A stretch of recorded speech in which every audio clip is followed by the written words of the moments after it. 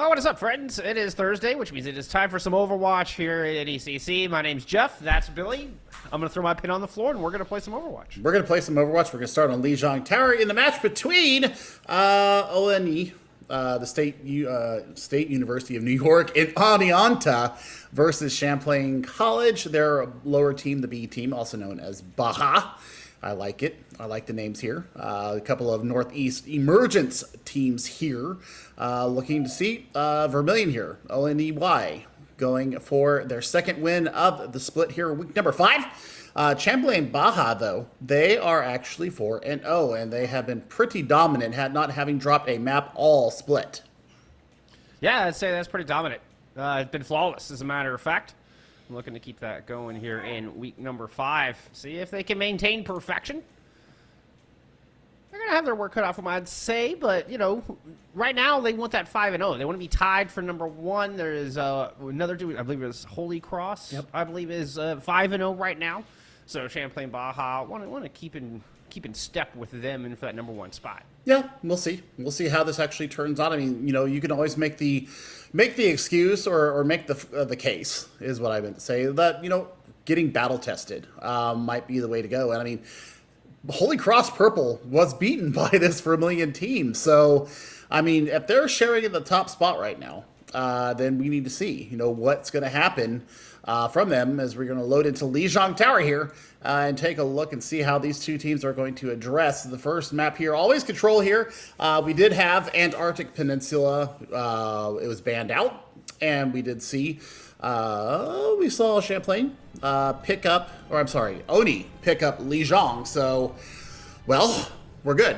We're good. Baja Blast coming out here for Champlain, and well, we'll see what the Vermilion can do if there's any verisimilitudes going on today.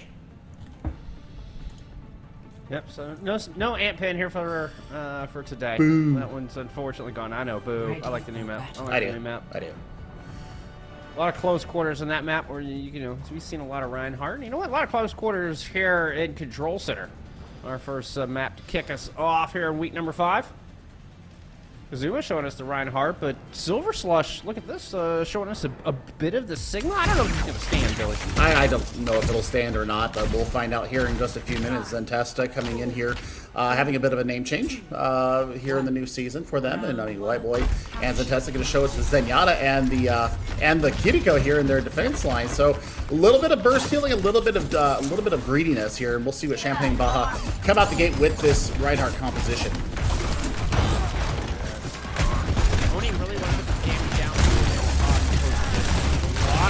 From this Bastion, and that Sigma Shield's not going to last long at all. Look at this, Oni Vermilion already full in it, as they've just got to backtrack right on up. Plopper can't make it all the way back.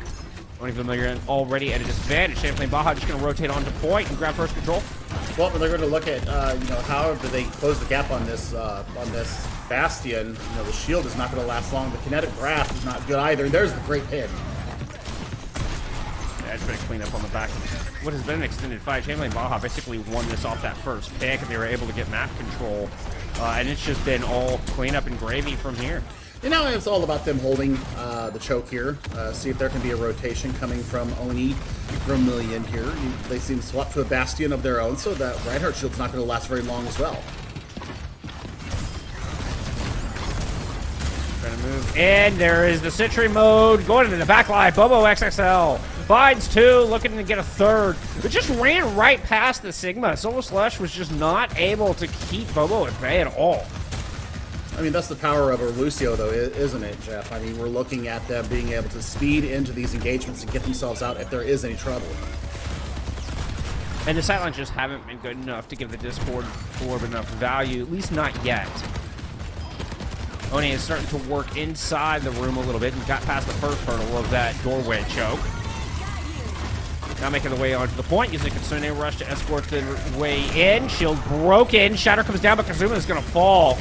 And the Shatter will be in vain. 3 kills come through. Oni Vermilion finally win themselves a fight. I mean, Yui right here are swapping over to their own Bastion.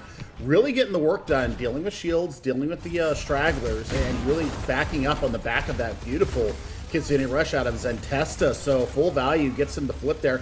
Only 50% behind here. They've got the Transcendence to deal with this tire coming in. Transcendence is out, so's the rush, though, as Champlain Baja are trying to just run it right up, main, overload the defense, and they've already fouled 2. And you continue to press the issue. Kazuma just pinning all the way into the back line, swinging and grabbing kills every step of the way. I mean, that's on the back of just the Kitsani Rush, and look at how fast the other members of Champlain Baja here have gained their ultimates online. They're going to have 4 going this fight, and White Boy gets decimated by Bobo XXL. Yeah, only going to have to push in without their Zenyatta, and they're running out of time to do so. Shatter comes down here from Kazuma into the back. That picks up 2. Bobo able to drop the ultimate on top of them both.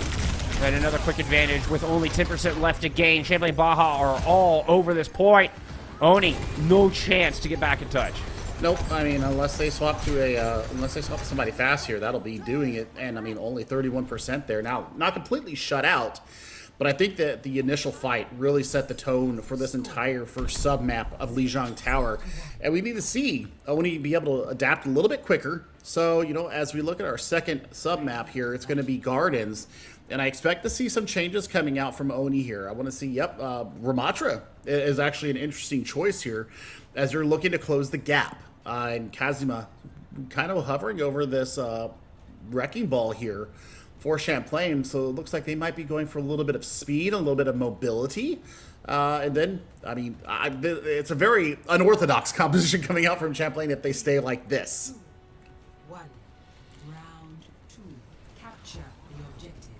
I like it, though. Well, we'll probably swap. Yep, going over to a Tracer was just getting everybody but Kazuma out of spawn. Give me a teleport to the window from the other side as Oni is just moving in a group. It's 3 or 4 made it in. They did get the sim turrets up, so they're able to fortify a bit here on the objective. Champlain Baja, now up to them to come dislodge the squad. Kazuma is able to find White Boy. It's a good opener. Still work to be done. Bobo going in. Combined, trying to take Flopper out. Heal so far, hanging in, but same can't be said for Yui. The Sticky Bombs come in. Now Zanesta in a lot of trouble. She's not going to be able to escape the Wrath of Dusk and Kazuma. I mean, this is mobility versus the staying power of the Oni composition, and now they're going to have to really make some swaps here. I would expect to see a Sombra come out here to really give Kazuma a lot of grief on the wrecking ball, but they're going to go with some serious burst damage from all quarters other than the burst healing of Zentesta. This is a damage comp. They're looking to close the gap and get on top of Tree and Dusk in the back line. Yeah, and a lot of overwhelming pressure on Kazuma as well. With that Discord Orb, and then coupled with Yui's swap over to the Reaper, Kazuma didn't last long at all. Vermilion now trying to clean up on the back here before moving on to the point. They can't waste too much time. They're going to pick up Bobo and now move on to the objective. Send in one player along the left, working on that off angle. Kazuma is back in this fight, drops mines, able to get one with those, trying to move another into it, but White Boy's just going to take him down. Silver Slush is going to use Nemesis Form here to batter down whatever remains of Champlain Baja. I mean, I like it. I mean, they invest the mines here, and it does give them quite some purchases. Still more capture progress going forward. Herbie looking to build up to that duplicate here, and I'm really looking now. I mean, you've got a host of ultimates here for Oni Vermilion.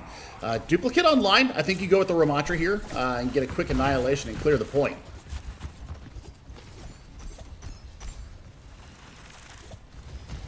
Champlain swapping to a ram of their own.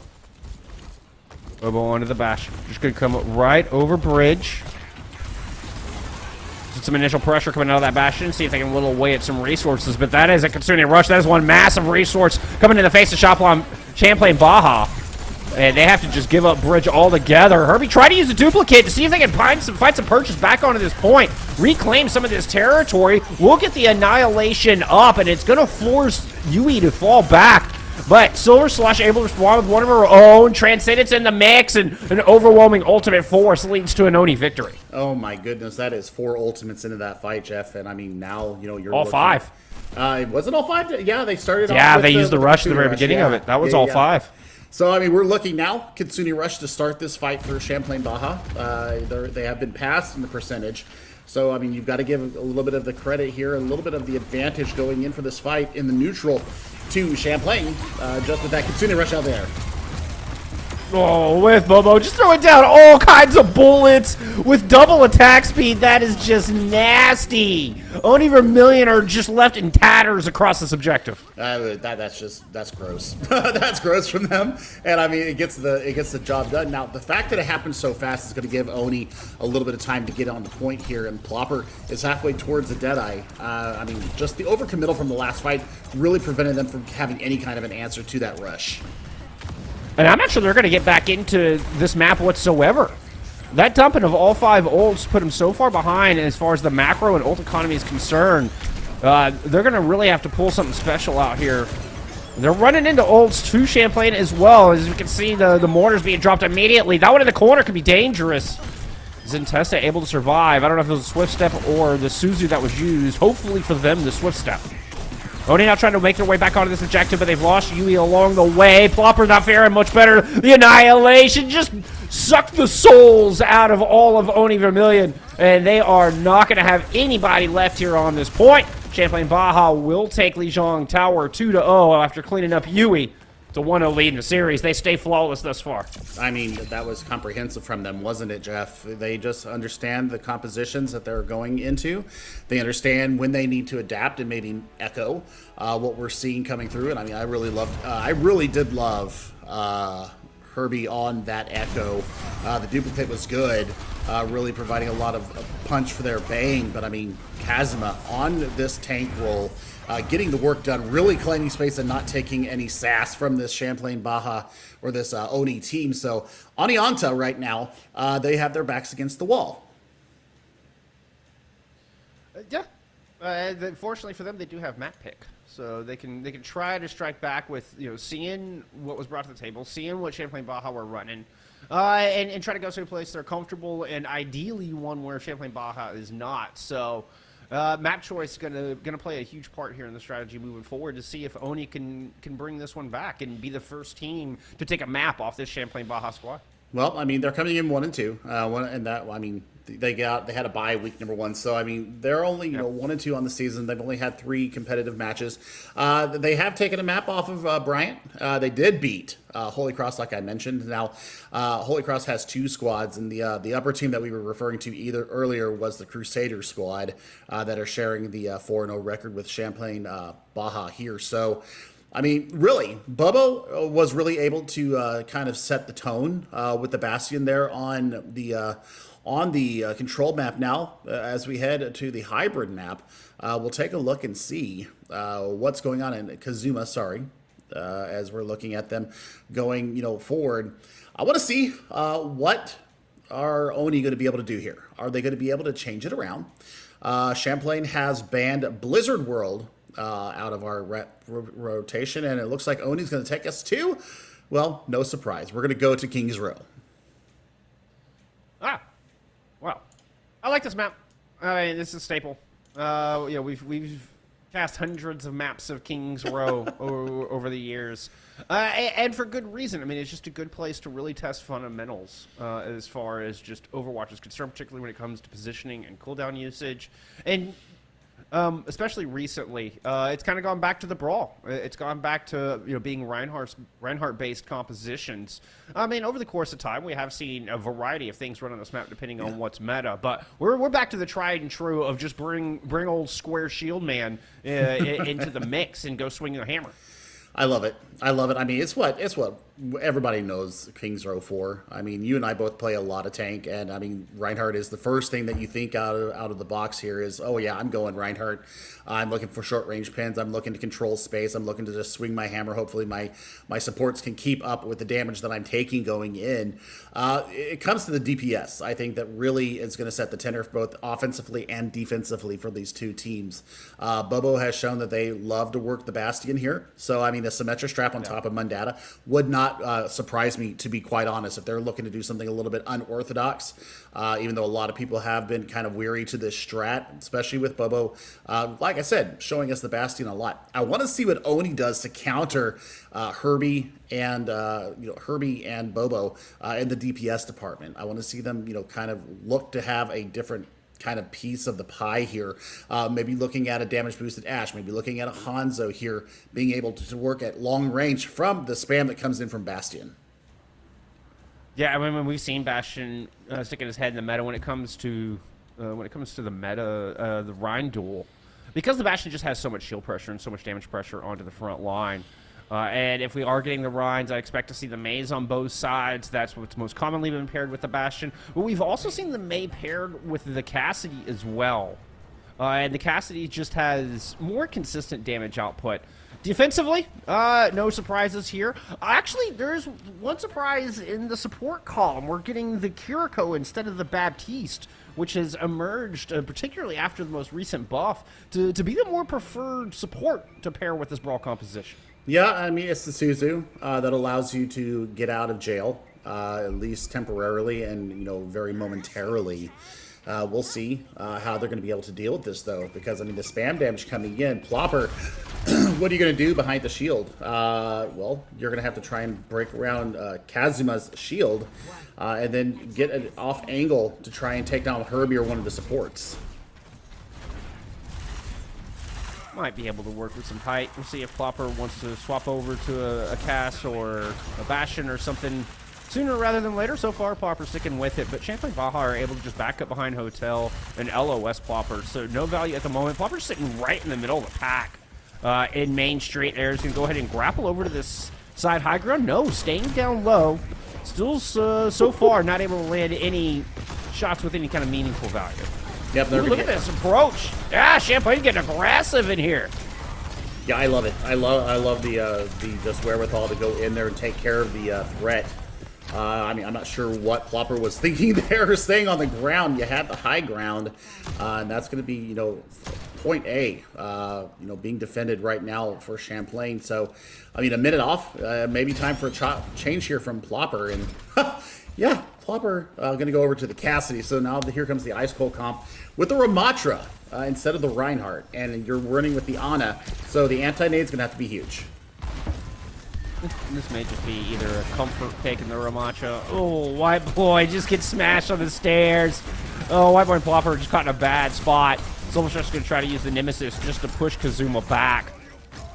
Will succeed, but Herbie's able to land at a long distance icicle and continue the staggers. I mean, Herbie has been getting work done on any roll. Their flex DPS is actually quite clean right now. There's that little bit of lag time when you do the alt fire on it. As you can see, there's a little bit of the target acquisition. Yeah, the travel time. Yep, and the travel time from the icicle. Yep. Yeah. So I mean, that hitting headshots with that, I've never understood how people do that so well, but.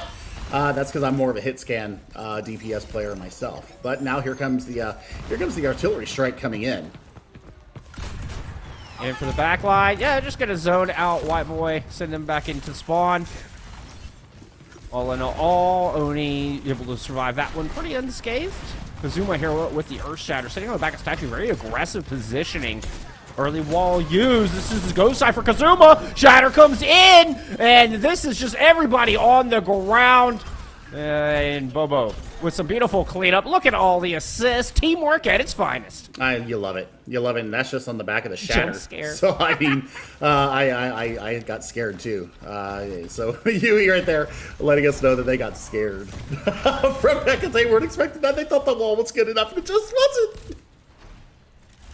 Oh, my goodness. Yeah, Kazuma putting the fear of God into Oni at the moment. We do have a couple of ults to work with. I expect the Kasuni Rush to come out to start things off. Dusk will probably respond. So then it's what do you do about the Blizzard? I think the Blizzard could be the most impactful thing coming in. Oni trying to get out. The Blizzard doesn't even need to come down. White Boy and Yui already gone. Bobo comes through once again for cleanup duty. And, well, aisle 7 is spotless. 48 seconds left on the clock now. Kazuma having used that Shatter in the last fight, already 78% towards the next one. That's the beauty of going in with that Kitsune Rush, and now another artillery strike coming through.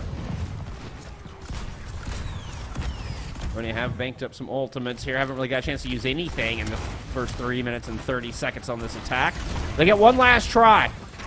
An opportunity to dump everything down. Let's see if they can survive the Blizzard. Bobo comes in. Silver Slush is already gone. Plopper's going to fall as well. The only good news is it was fast. Oni might get one more shot. I mean, they're going to have to really put this nano onto Silver Slush and let them get some work done. But I mean, Sound Barrier's still available. The Shatter is also available. Shatter's gonna come down. Soul Justice is gone.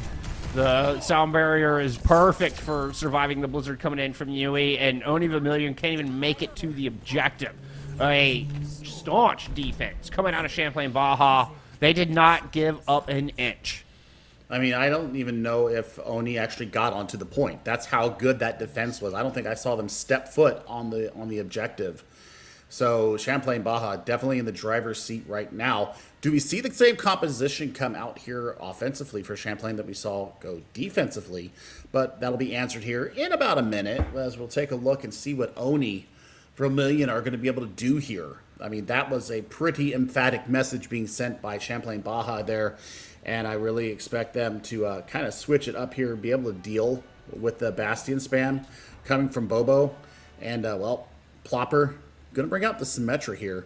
That's going to hold up the point at least.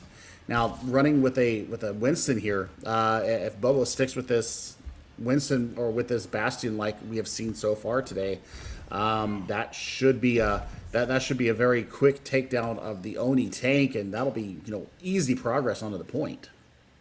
Yeah, Silver Surfer is gonna have to work really hard to stay out of Bobo's point of view, or at line of sight rather. Yeah, it goes and swaps over to a Diva with not much time remaining, so a bit of an indecision here from Oni on what exactly they want to run to try to repel Bobo with this Bastion. Well, I mean, you've got one high turret, one low turret, so that's going to slow them coming in. Herbie bringing the sniper out for the first little bit. See if they can get an early pick. Oni are going to want to fight very close range. See, ambushing here might have been a good spot. Yeah, Silver Source was thinking the same thing. Goes up top. Here comes Yui as well as they try to hold Champlain Baja into that corner. But there's just overwhelming damage coming out from Bobo Double XL's Bastion. And it just carves a path through Oni Vermilion. And Champlain Baja are able to just waltz wherever they want on this point. Complete control of Kings Row here for Champlain Baja. This will be their second map victory in a row. Took them one and done here on their attack. 2-0 lead. Champlain Baja now at match point. 48 seconds from the start of the round to them capturing that one singular point that they needed to get. And as we head into our first break, Champlain Baja on the back of Kazuma has really led the charge here into week number 5. Even getting slept during the shatter, the damage was already done once they landed there, and that was Yui getting jump scared by the shatter around the wall. And you love to see it. You love to see it as a Reinhardt player. And I tell you what, Oni, they need to take this a little bit of time and come up with a new strategy to be able to deal with not only the aggression from Kazuma, but also to deal with Bobo XL on this Bastion, because they have not had an answer so far. Picturesque teamwork coming out from Champlain Baja, setting up a gorgeous shatter. The follow-up is there. And, well, it's been a flawless 2 maps thus far. Champlain Baja looking to close it out in 3. When we come back, we're headed to that 3rd map. We'll see you there in just a moment.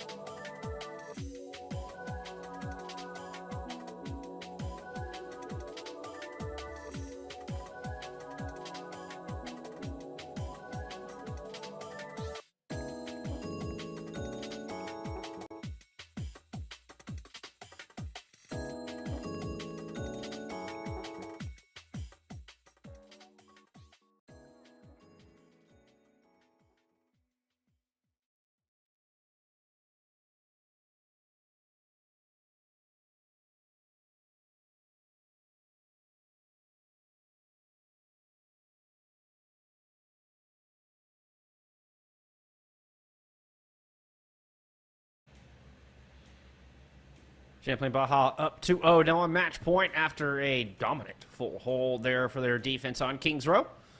And, well, no, it's Oni's map pick heading into Escort. They have chosen Circuit Royale. Try to go to a place where the Sigma can have a little bit more purchase. Well, and I mean, we saw Champlain ban Havana. So, I mean, thinking about Dorado, thinking about Route 66, not really good places for what we've seen from the tank here for Oni. So I think really this is going to lean into what we're going to see from Oni as they're going to have the Sigma coming out. Now, that answers the question for me. Will we see Kazuma be able to pull out the Sigma of their own? And we'll see if they're able to do that. Silver Slush is going to be going up against Kazuma here in the Battle of the Tanks. And you know what? We've seen the sniper look come out from both sides. We saw a lot more of the efficacy come out from Champlain Baja Blast here. So Oni, well, they're going to show us that Sigma, like I figured. But we're going to see a Ramatra configuration come out here from Champlain Baja, and Bobo XL is going to show us the Ash here for the first time. They're going to have a pocket, so I think that is going to be something that I'm looking very much forward to. Yeah, this is a very interesting composite, a very interesting composition here for the defense. We're having slight tech issue on our end. Apologies. But what's interesting about this is the Kiriko with the Mercy as well. I know that the Kiriko is traditionally very strong, or has been thus far since her release, but is finding more niche in the dive compositions as of late. Don't tend to see the Kiriko in the long-range poke compositions. Yeah, I think that's the fact of the Swift Step, being able to put Suzu in there as well. I mean, the healing off it is still one of the best bursts of healing that we have in the game right now. So I think that's the big thing that we need to really hone in on, is how much healing that the Kiriko can actually do. Also the mobility, like I said, Swift Step, but also the wall climb, which you don't see a lot of people utilize nearly enough. It's just like Genji and Hanzo being able to climb walls. It's a Shimada trait that has transferred very well to this Kiriko. So I think that being able to get in with the team, be able to prevent any assassinations coming through when you do have that dive come in, I think that's why Kiriko is working so well. Now, putting the Mercy Pocket, I know why you do that with the Ash. You also have the Res, so it basically turns it into a 6v5. And I think that's why these two, especially on escort maps where there's long sight lines and you can utilize a sniper type hero coming in here, really is the way to go. It gives you that one-man advantage right off the bat, and we'll see how Champlain actually takes advantage of it defensively.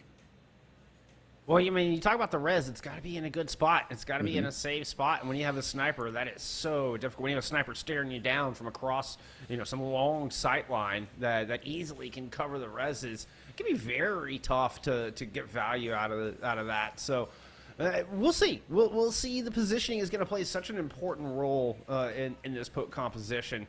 And there's a lot of pressure on that Ash to get the work done, to land the shots. If they're going to try to keep Champlain at bay. Well, I mean, also, we see Silver Slush, despite getting kind of beat down by Bobo on that Bastion, the accretion that we saw being thrown out landed with some good regularity there on Control Center. So there is that in the back pocket that's going to have to give them a little room for pause, especially if you are going for a res and you have that on cooldown.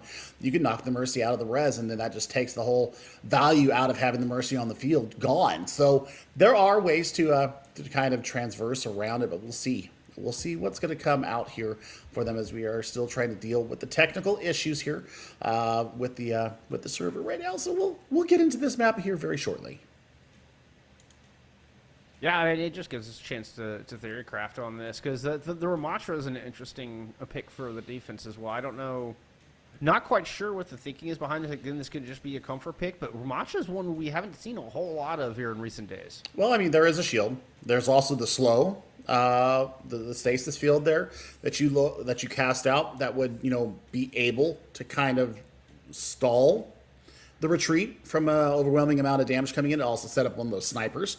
It also can possibly set up with the Ashe that we saw coming out from Champlain, the dynamite going in there, especially if it's damage boosted going in. That is going to be a huge amount of ult charge for Bobo. That's brought out the Ashe there. So I can see kind of what they're thinking here, being able to slow everybody, keep them grouped up in a nice little tight ball, and being able to throw that over the top. That, being said, it's going to have to get over the top of the experimental barrier that we're going to see out of Silver Slush.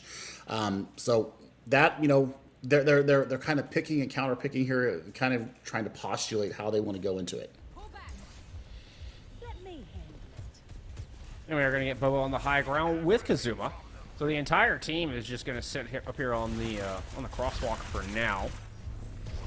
Yui coming out with a Soldier 76. So able to work, kind of close to medium range is ideal for Yui. But they're playing from an extreme distance at the moment. So the Soldier's not going to get max value until they're able to get closer. Well, I mean, we come in here with a minute and a half off the clock. And I mean, Bobo and Herbie pretty much equal here as far as our ult charge. Nice shots coming through from Bobo. Everybody able to get topped off. Nobody going down just yet. Oni want to come get the high ground, see if they can close that distance. Get Yui in a good range here to drive Champlain off of their crosswalk. So far, Champlain aren't budging. Flopper with some sight lines, not quite able to land the critical, but Silver Slush does land that accretion. There's one of those that you were talking about, but safe enough for the res up on the high ground. Silver Slush can't deny it, and somehow Champlain Baja just get away with murder on that one. Oh, well, I mean, there's the trades right there, and res is off the table. So, with the spawn advantage, Oni should be able to get back into this fight relatively cleanly. The big problem is that you've got the rush and the tank and the annihilation ready to go. Oni not going to counter rush? No, they're just going to disengage. Okay, a risky maneuver, but it works out for him. As Oni doesn't have to invest, they can just wait out one rush. Oh, but White Boy dies at the very end. What a pick from a Herbie, just throwing a wrench into Oni's plans. I mean, choose your poison here. Either the Sojourn or the Ashe is going to get the damage boost here. So blue beam only, no healing beams for this Champlain squad. And now they're going to have to look to see, Bob coming through, and there's annihilation. Oni trying to go through the high ground again and just running right into that Umatra ultimate. Kazuma does fall, though. It was the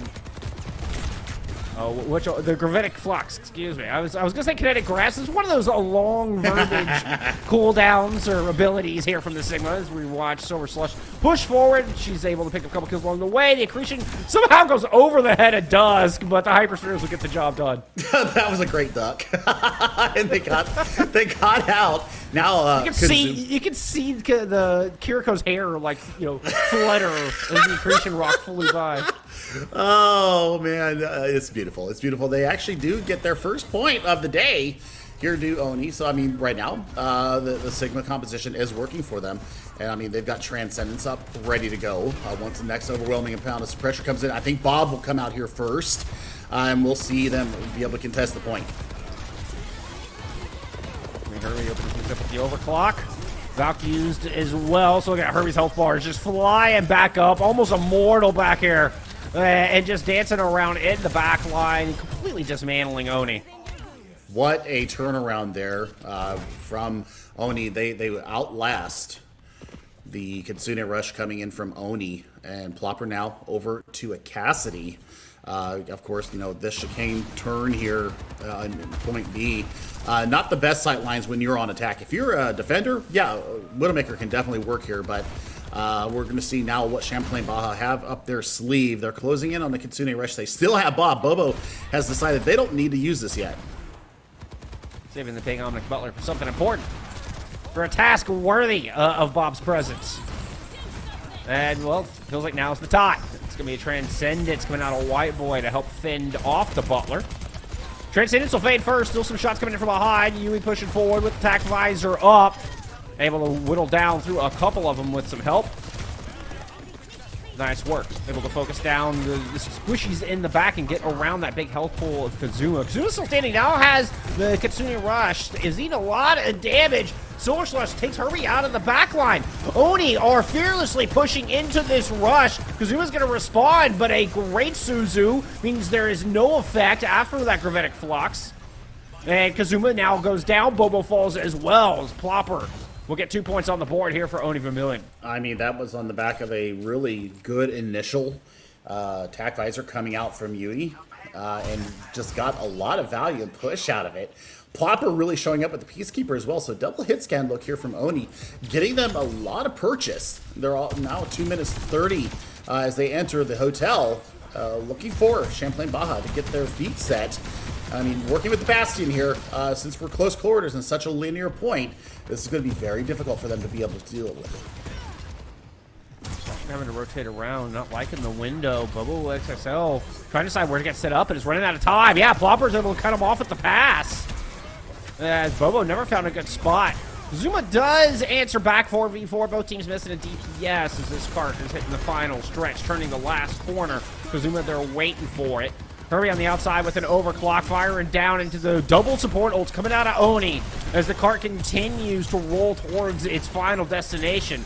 Herbie able to get healed up, jump out of there. Herbie is somehow still alive with the entire Oni was chasing him off the high ground. Herbie even responds to the kill on Zentesta. One of the most important picks you can find of the entire composition. Herbie runs a lap around the entirety of Oni, finds the Kiriko in the back line, and opens the thing wide for Champlain Baja to take over here on defense. Wow, what a turn of events there. And I mean, let's also give the credit there to Tree on the Mercy, keeping the yellow beam going through the overwhelming pressure, especially with White Boy bearing down on them, trying to get the Zenyatta kicks going in.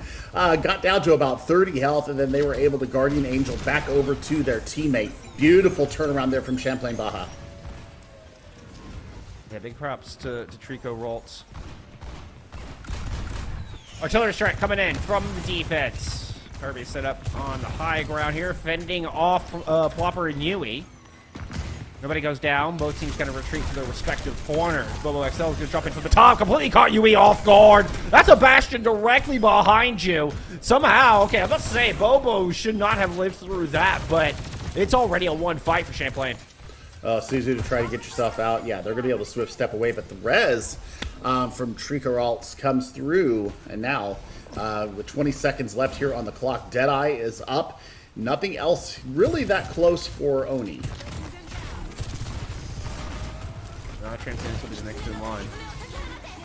Continue to rush out here from the defense. It's going to be the Gravitic Flux. Deadeye is completely canceled. Plopper tried to get the Sky Node and just get absolutely thrashed. One by one, the defense are moving through and picking Oni apart. This cart made it around the final corner, but it will not go any further. Nope, that's going to do it right there. I mean, even if with some speedy people coming through, like the Tracer, does get a touch, but momentarily before they get absolutely blasted. And I mean, the touches have come through. Champlain Baja, they bend, but they don't break here.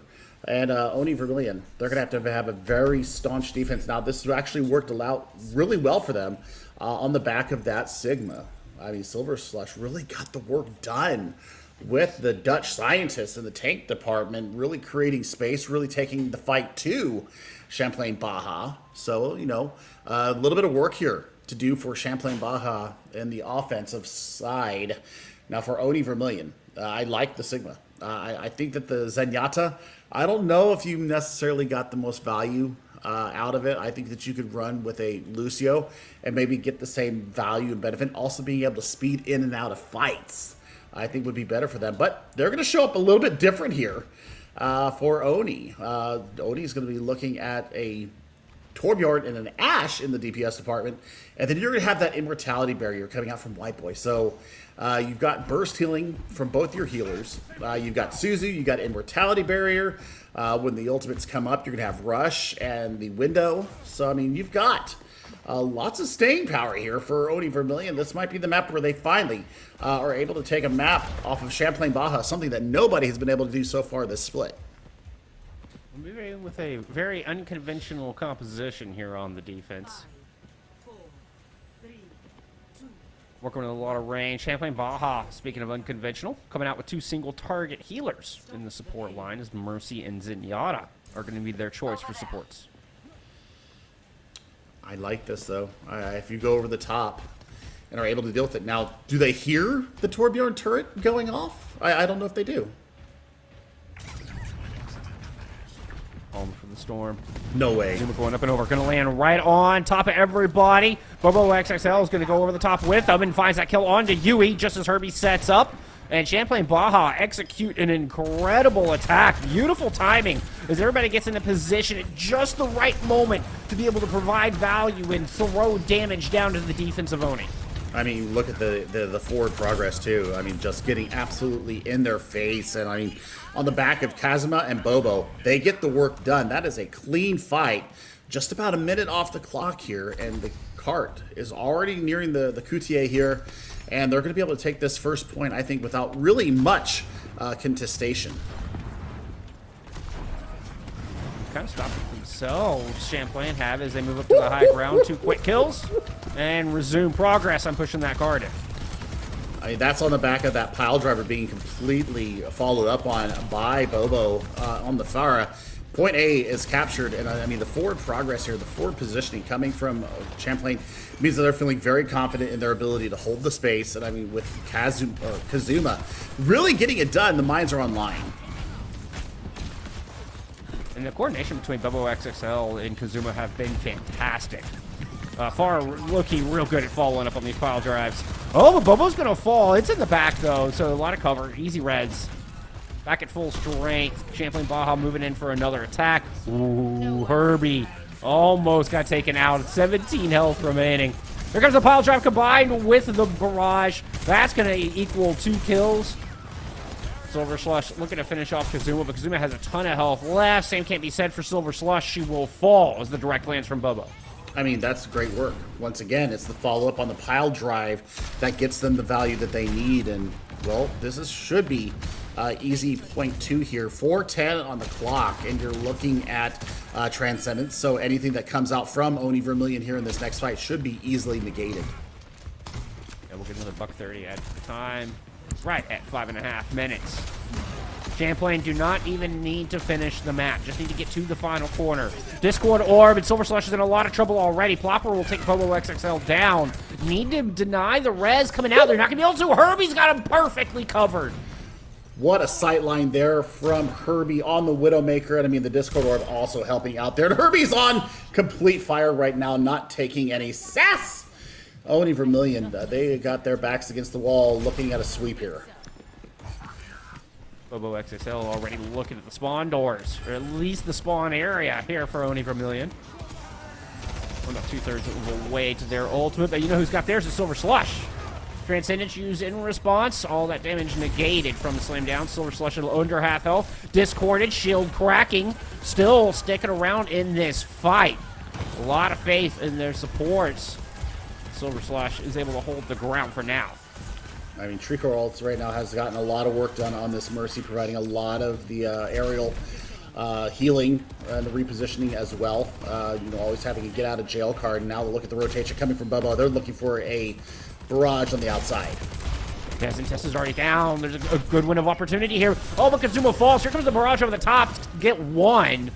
White Boy and Zentesta were able to avoid the damage there at the very end. With Silver Slush's trade, Champlain Baja aren't quite able to push just yet. I say that, Bobo X has already got one support. There goes the second. Now, coming in from behind, it's a sandwich that Oni wants no part of.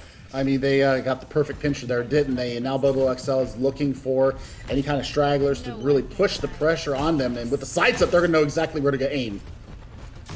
Yep, see those two supports coming out the right-hand side with that Soldier 76. Flopper does have his tact visor ready to go. Cart on the edge of victory here for Champlain Baja for the entire series, and Yui's already gone. Rocket from above, nobody on the cart. Overwhelming presence from Champlain Baja. They are now at a plus 15 on the season, their fifth 3-0 victory in a row. I mean, that is fantastic work out of them. And Herbie, you know, I thought the Widowmaker was clean. Now it was more about this Sojourn play here, being able to stymie the push here through the streets phase. Great positioning, great use of the ultimate, and just cleans up on the back of this fight. And I mean, that's really what it was all day. It was the DPS and the tank presence of Kazuma really being the spearhead for this Champlain Baja Blast team. And I really do like them. I mean, they were fizzy in all the right ways. A nice, refreshing win for them as well. Indeed, and wonderful synergy between Bobo XXL and Kazuma in particular. Herbie had a fantastic day as well. Just all around good teamwork coming out of Champlain Baja.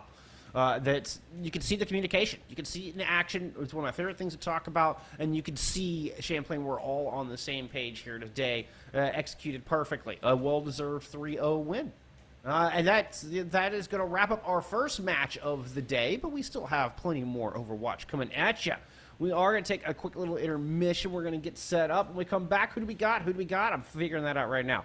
Well, okay. We tentatively got the Ocelots taking on Wayne State College when we return. Hopefully that one sticks out for you. You'll have Jago God and So of Danum at the mic.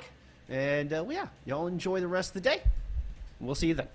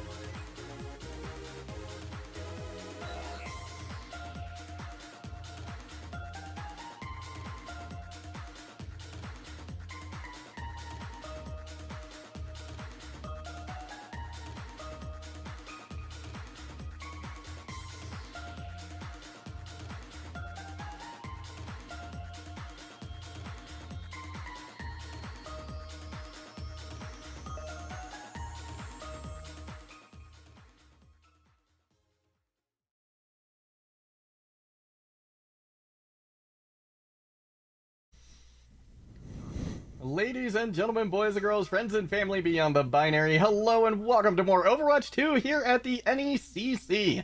My name is Warren Jugglegod Hammond, joined again by Sov Danom. How are you doing tonight? It's a beautiful night. We've had some good Overwatch so far, and there's plenty more on the way. And this match should be an interesting one, as we were kind of discussing behind the scenes. The University of Rio Grande Ocelots versus Wayne State College. The Ocelots are coming in 4-0, perfectly good team. They look very strong. Like, that program is just well established, has a lot of presence here in NECC. But we were, the Wayne State, they also have had some tough matchups, and including one of their only loss being from one of the top teams in the previous split. So I'm very curious to see how these two teams play out, because both of these teams on paper look really, really strong. They do, yeah. And both of these teams also have a player, I feel like, in kind of a carry position, right? Yeah. When we are, let's see here. Let's talk about the Ocelots first, sure. Right? The Ocelots have Descendant, who is one of their flex players. They have peaked Master, so very competent player, and across all roles means that you can kind of swap him in where you need him, right? Yeah. So maybe you say like, oh, okay, our tank's getting run over, we need a little shore things up on tank, or there's not enough support, whatever. Yep. They can go there, right? But then on Wayne State, you have Moose Milk, right, who is a phenomenal tank player who I believe has at one point peaked top 500? Broke top 500, yes. So. Yeah, broke top 500 at one point. So unclear at the moment if they're still there. But still, these are going to be two players that I'm going to be watching a whole lot during this series. Yeah, I'm really curious to see what the Ocelots want to do with the Descendant in this case. When it comes to a flex player, you kind of have to figure out what happens in the moment, because you may just start them out on something like DPS, but then realize, if Moose Milk is just overrunning us on the tank slot, you may need to swatch that up and kind of force the matchup head-to-head that way. So really, the Ocelots may have to give up a game to really get their footing, and I don't think that that's a bad thing to do. It's a case of, lose the fight to win the war kind of a deal for the Ocelots in that regard. Exactly. That's, I think, a great point, right? See how this goes, because right, they've got 5 maps, potentially, to get this done, and that is what it took Wayne State. It almost took them that much. Almost. They did eventually lose to the Carthage Firebirds last week in week number 4, but it was a close match. It did go 2-3, so this is absolutely possible.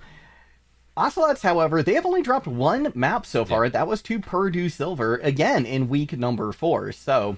it seems like the games are getting harder for both of these squads the further we get into the season.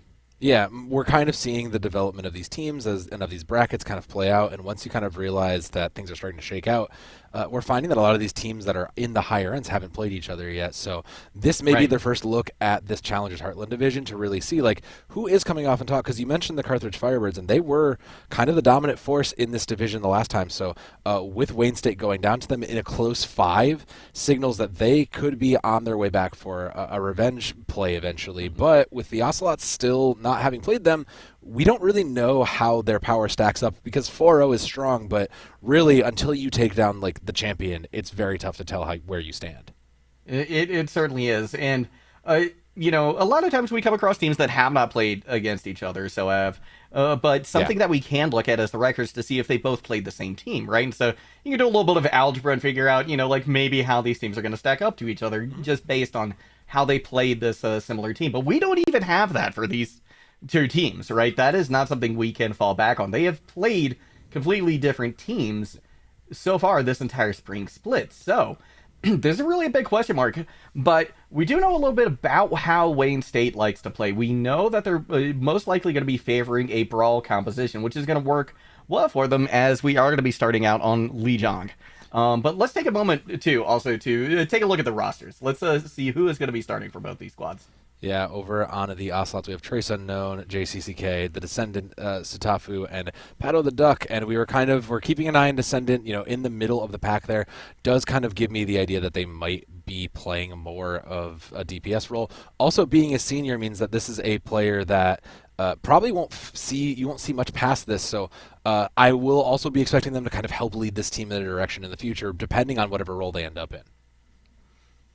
Something else I think to highlight about the Ocelots is they have a very deep roster. Yeah, they have 8 players, right? So they've got 3 that they can sub out at any given time. But let's take a peek now at Wayne State and see who they're going to be showing up with first here today. It will be Whispers, Moose Milk, Waffle Art, Frambe, and Ginger Hair. And they don't have quite, like I was saying a moment ago, they don't have quite the same depth, but they do have one player that they can swap out, and that would be Kiki on the flex role. So, again, could be kind of a situation where it's like, oh, hey, we look like we might be struggling on the DPS, on the support line. Let's try to swap in Kiki and see what he can do. The other option to that is flex Kiki to where you need Moose Milk in a lot of regards, right? Like if we're looking at that as a carry player, you can very equally just send in Kiki and kind of cover in some of those spots where maybe you need to say, all right, we need to move Moose Milk over to tank, or we need to move them to support. We need some help there. So having that extra player that flexes is really strong. But again, the Descendant is also a flex player, so it is going to come down to a lot of these teams' choices. Being that they said that Wayne likes to play the Brawl, as particularly the Winston Brawl, is interesting. Winston can be a strong pick here, but the problem is that it requires a lot more of coordination amongst the team. So really just making sure you are able to support your tank in that is going to be very important. And given that Moose Milk is playing tank, I do expect that to be a successful point, like a point of success for them. As do I. One thing, though, that Moose Milk is going to kind of have, they're going to have their work cut out for them in the sense that the dive composition is something that the Ocelots really like to run as well. They like rush too, right? But I have a feeling if the head-to-head rush matchup isn't working out for the Ocelots, I'm expecting a very quick swap over to a dive. And in fact, it looks like they may even start on that. I don't think that's a bad take for them, just given how the rest of this team kind of can play.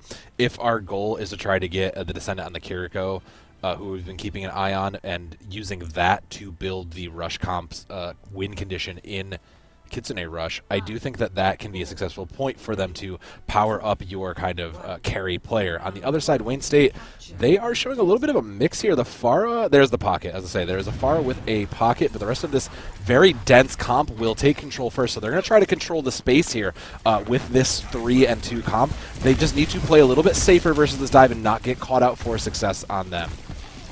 This kind of split composition, I think, actually works very well to them, right? Because they can kind of keep the Ocelots occupied, right, with this flanking Pharmacy, and then just hold out on point. Beautiful double body shot coming out from Bay.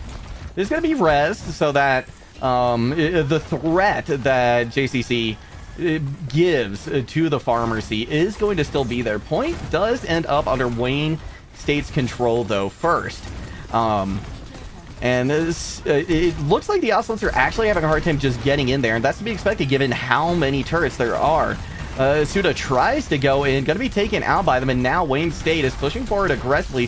See if they can get some of these exit picks as they've already won the fight. Shatter comes in. It is going to be cleared by the Suzu, but, I mean, that is a pace you are setting, Moose Milk, although Trace is not far behind. No, the rest of the ults will slowly come in, but really the damage was done, and that's what this Wayne State comp does very well. It enables Millsmoke on this Reinhardt without committing the whole team to it. There will be a re-engage, though.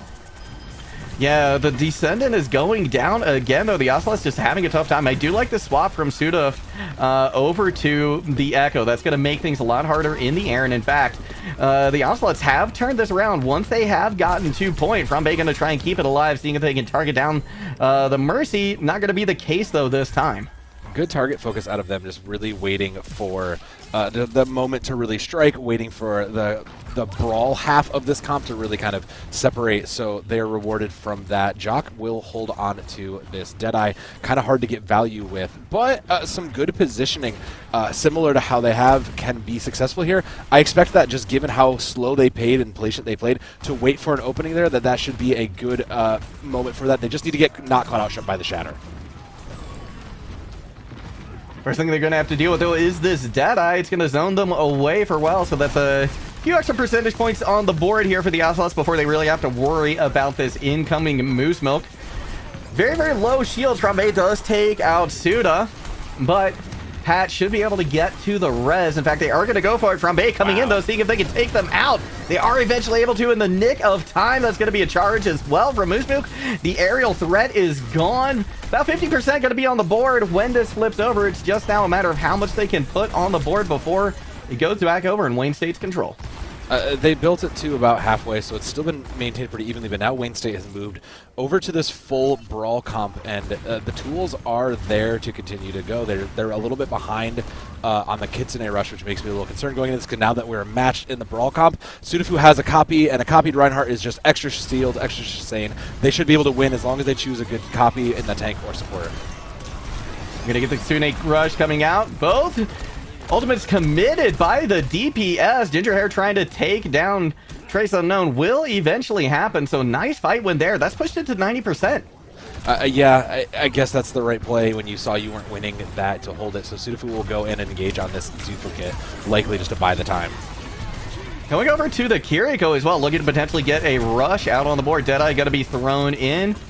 A couple of picks is again in favor of Wayne State. 50% will be all that the Ocelots get on board this time as Wayne State holds on strong with their brawl. I'm not entirely sold on that duplicate. I kind of think that given the last second nature of where Sudafu was and needed to be, the Kiriko probably wasn't the play. It probably should have been something different, but that was the choice they made, and it was, I think, the correct choice in the bigger picture. It just didn't pan out.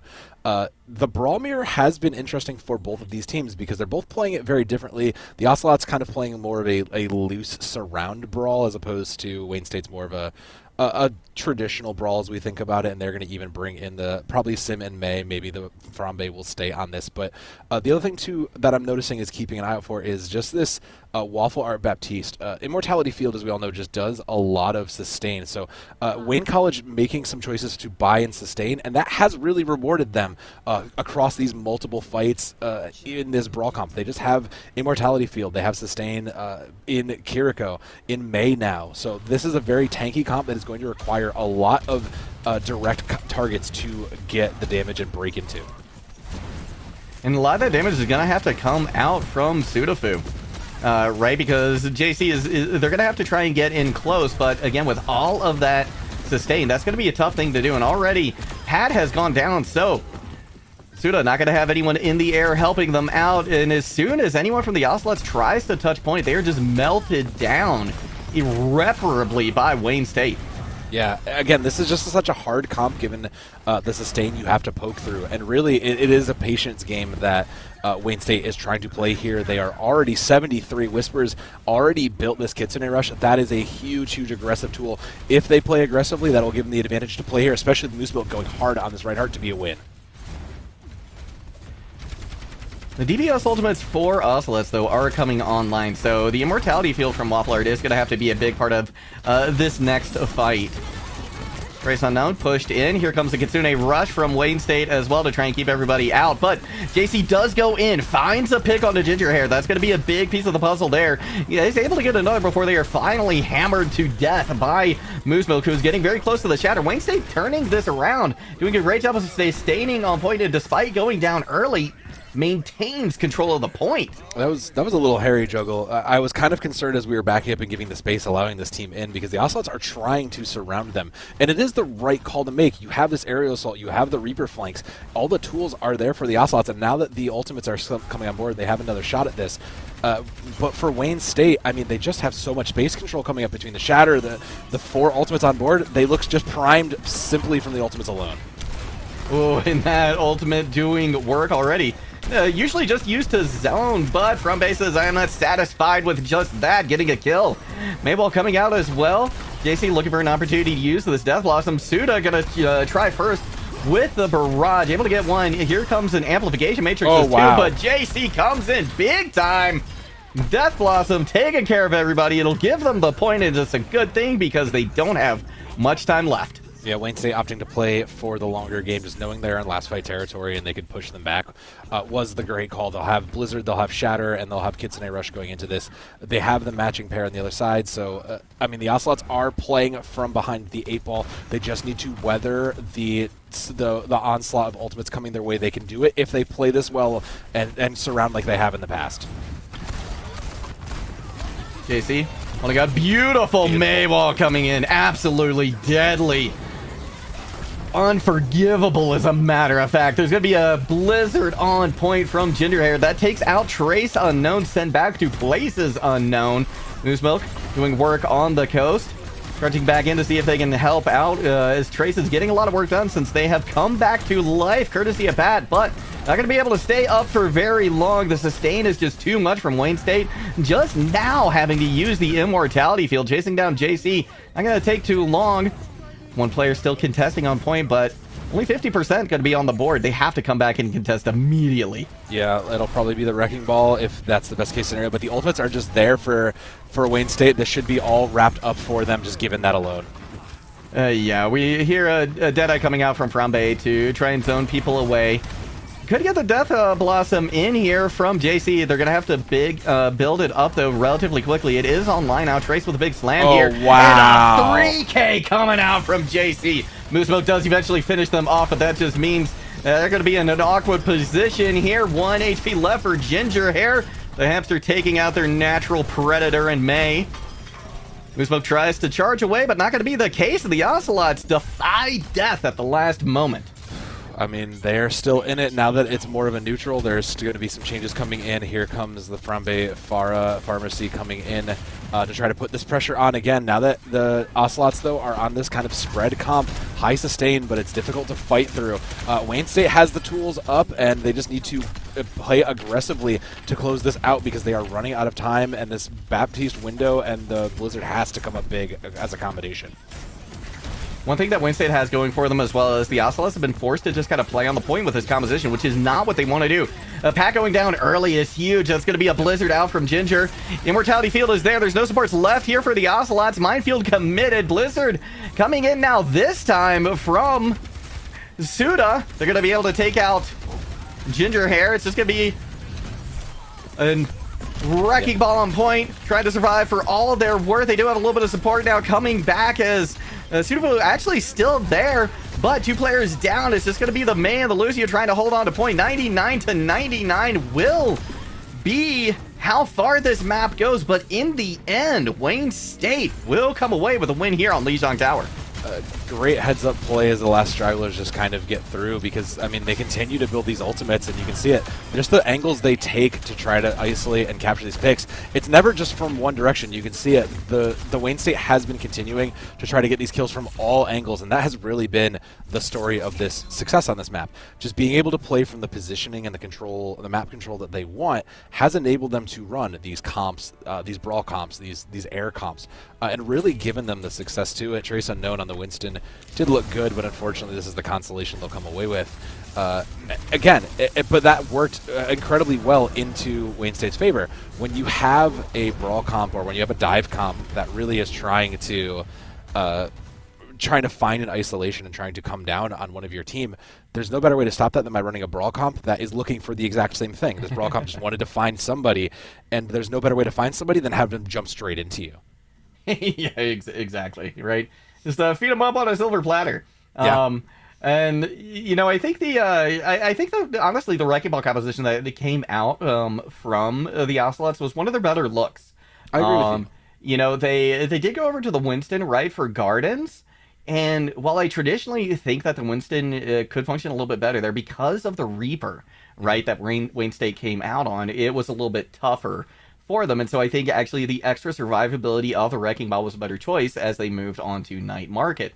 I think one of the places they fell short, though, is they kept getting themselves boxed in onto point while they were on that Wrecking Ball comp, right? When you're on these Wrecking Ball comps, you want to take the fight before the point. Right? That's one of the biggest principles that you need to be able to fall back on.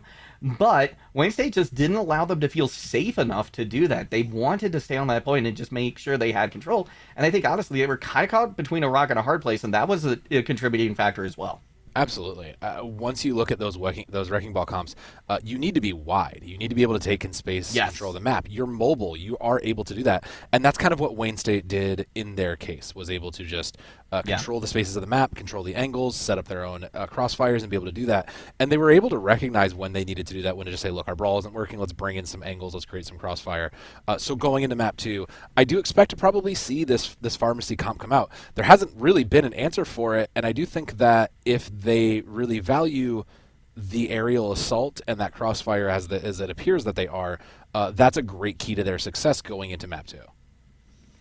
I'm going to be curious as well. I want to harken back to something we were talking about towards the beginning of the broadcast, right? And that's just how deep the bench is for the Ocelots, right? Yeah. We've seen map number 1.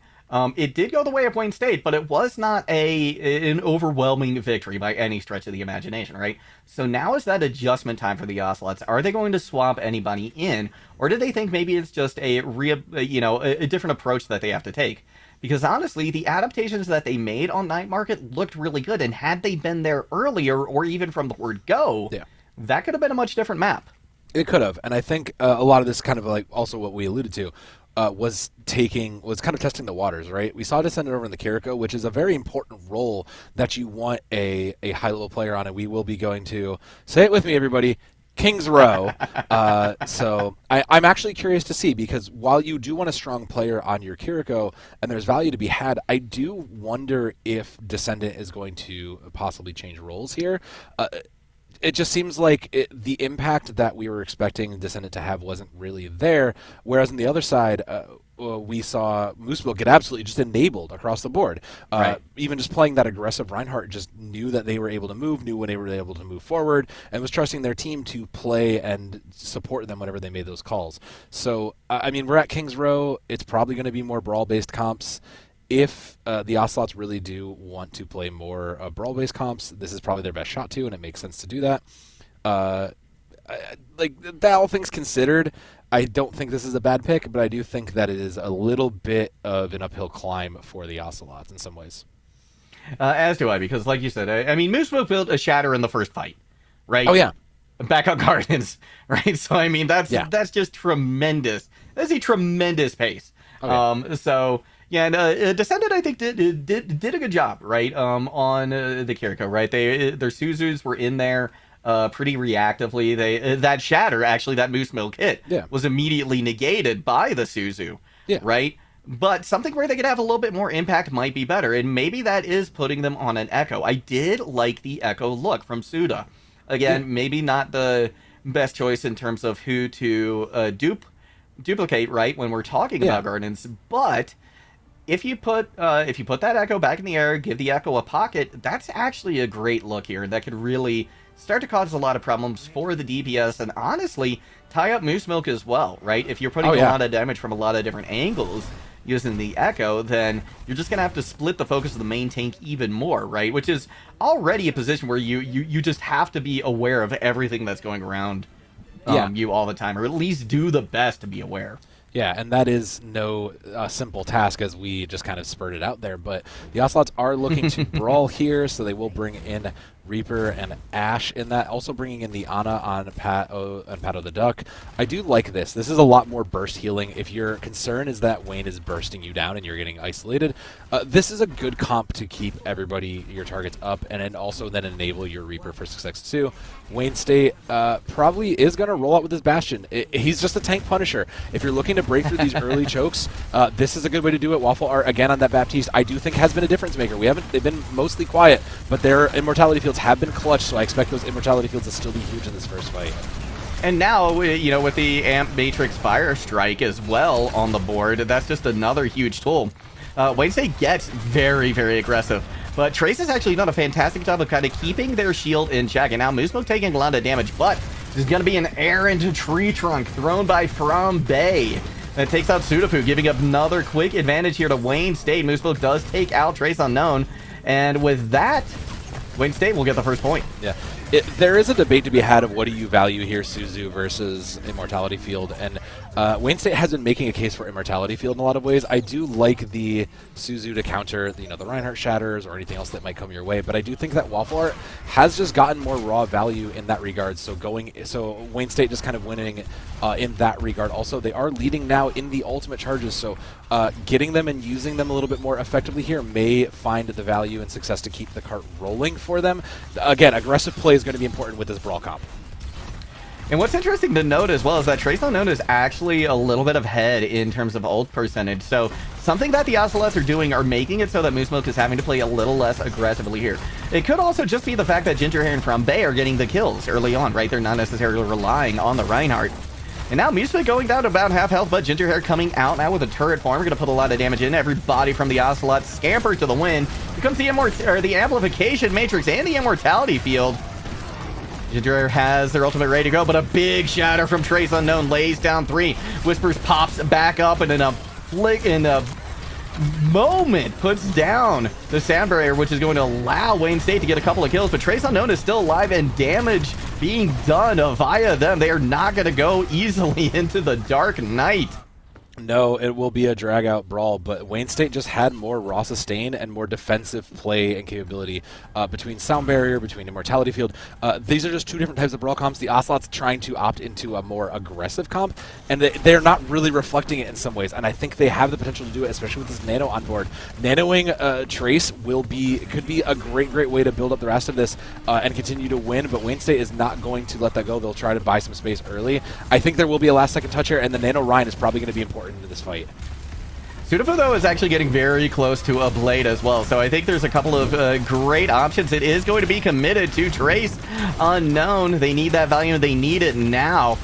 Moosmilk having a hard time staying alive, staying upright. That's going to be Sudafu eventually taking him down. Shatter does land, and that's just going to be cleanup crew on Isle Kings Row. Yeah, the Blade, just a little bit of an extra flair to clean that up. Not really necessary, but it helps.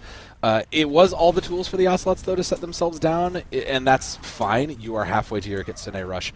The only problem with that is that Wayne State is, again, ahead in most of the ult economy after having to give all that up. So Wayne State prized to take this and complete B. Moosmilk has their own Shatter up in addition to Amp Matrix, so the tools of the ultimates should fall to Wayne State's first. They just need to use them first, as opposed to playing defensively this time. Fortunately, not quite enough defense there for Frambe as they're going to be taken out. Damage now going into Trace Unknown Shield. That's going to be Wayne State gaining some distance here. Both supports and the tank go down. Ginger Hair going to waste no time in getting rid of Trace Unknown. Now everybody else scattering to the wind, except for the DPS, who are getting the job done here for the Ocelots, keeping them in the game. That's going to be a big ante as well. Give a pat on the back to Pat of the Duck. Yeah, just great cleanup from that. And I mean, Moosmilk was looking and feeling that shatter. It was a big shatter, but just never really kind of got a little focused and zoomed in on that play to really capitalize on it. They'll bring in a Kiriko of their own for Wayne State now to match that. There's Kitsune Rush for the Ocelots, in addition to a Bob. And I mean, a Bob coming at me is scary. A Bob running extra fast at me is probably even scarier. Tack on the Blade and the Shatter that'll come in mid-fight. Ocelots should just win by ultimate economy alone. They just straight have more utility. They do, but one of the strengths of the Wayne State composition is that they're much stronger in the neutral, but that's not going to mean a lot, like you said, when there is a hypercharged Bob on the field. Out of the Duck able to win the sniper duel. Ginger Hair doesn't find anything either with the configuration sentry. It's going to be a huge anti-nade as well coming out once again from Pat of the Duck. And honestly, that has been a huge part of their the success that we've seen here in the streets of Kings Row. Yeah, quite honestly, the burst healing has been so much, and the call to bring in the Ana was great, and now there'll be some burst healing from Wayne State now in the form of a Moira this time. Again, moving to more of an aggressive brawl here. They're kind of figuring out what they need to do to make this work, and they have ended on Kiriko Baptiste. It is a little bit of a fragile backline. There is escapes, there is movement, but this is also a very aggressive backline, and Wayne State wins when they play aggressively. This is a very, very aggressive comp. They can find an isolation. They can find somebody. They are poised from that alone. They just need to get through all the ultimates. And that is not the way that you want to start at the Descendant. Do a little sniper work right there. Now we got a Nano Blade as well. That's going to be... I mean, you blink and that fight's over. Yeah, that was kind of never going to work for Wayne State. They're playing the longer game there. That is just their case to get out. And they got out all three. The Shatter might not have been necessary. You might have wanted that. But now that they're in the neutral, Wayne State has a bit more of an aggressive comp. They really just need to get into the backline and focus this out, kind of as they have in the past. They have the more aggressive team here. They should win just on the damage capabilities alone. Oh, Trace Unknown caught in a very difficult position, but able to get over the Mabel. That is huge. Ginger Hair could have absolutely devastated this defense here. Another thing is if Wayne State, even if they win this, they're going to have to win another fight because they've been able to push the card back so much. And the anti-nate again doing work for Pat of the Duck. This is a huge turnaround for the Ocelots. They strike back with force and hold on the Streets of Kings. That Ana change really was the difference maker in a lot of it. I've been kind of eyeing the Kiriko versus Baptiste, but turns out the Ana was the more important piece, and that does make sense. When you look at the targets that the Nanoblade can go to, the targets that want the burst healing, it just makes sense to play the Ana in this regard. So the Ocelots now only with two just points to take. I mean, they probably just run out on the same thing. You are the more aggressive team in some regards. They haven't, and Ocelots haven't been taking those kind of side routes that they've been looking for. For this being their pick, this looked really, really good. They look practiced on it as I would have expected. I'm more interested to see right now, what does Wayne State defend with? Because they have been keeping this Bastion in, and while I do think it is a good difference maker in the tank fight, I don't know that it ever really got the full value it was looking for. So they're going to opt into the Fragile Zen Baptiste backline, which I do like. Zen's Discord Orb puts out so much work if you can catch anybody out on it, and that makes a lot. But really, the supports from Wayne State have been putting in a lot of brain work, making swaps, thinking about what needs to be done, how do we make this work, and they've landed on this to support Moose Milk, and I don't think that's a bad play. Sudafu is going to match the Bastion. Again, just trying to burn down these tanks is going to be the name of the game in this opening fight, short of any opening picks that really sway this fight from JCCK, or even from the Descendant over on Kiriko, who has hit quite a few headshots. Another point I want to mention about the Ocelots is this is actually a very, very new team. So given how well they've done already and honestly, like their first season as in this iteration as a team, I think is fantastic. In addition, there's also members that are playing on off roles for the most part. They have swapped everybody off, but it looks to be a big key to success. Not going to be found at the moment as Pat of the Duck was sent back to spawn. Early fight win definitely here for Wayne State. Especially considering Sudafu goes down as well. Yeah, that's two early picks. That builds up a lot of charge here. And again, Frambe is already halfway to theirs. Both the DPS halfway to theirs. Waffle are already on the way to an Imp Matrix. It's just building the damage through and finding those targets. Moose Milk holding these angles has been so important. Just being able to keep their pressure up and allowing the DPS to get shots in is crucial to their success. Trace Unknown is sitting with a pretty high charge. In fact, as high as you can get. Moose Milk almost goes down. It's going to be the Immortality Field and the Amp Matrix committed, and that's been something big for the Ocelots. They've gotten everybody down very low several times, but they just haven't been able to get those picks, and now, with mortars coming into the back line, everybody has to duck and dodge from the Ocelots, but they do just that, and they're going to be able to overtake, overpower, and take first point. It's... again, we're looking at the different styles of brawl comps that are getting played here, and the Ocelots just have a high damage, high aggression comp. It does require a little bit more finesse in regards to making sure the Zarya has the support they need, but you have a lot of high healing also, and now, I mean, speaking of high healing, all 5 ultimates up from all that healing and damage that's gone out means that this next fight is just a simple roll for them. The only thing standing in the way is the Transcendence of Whispers, and I mean, it should be just easy to pass through it. Just make sure you continue to play aggressively for the Ocelots, because that's the style that has gotten you this far.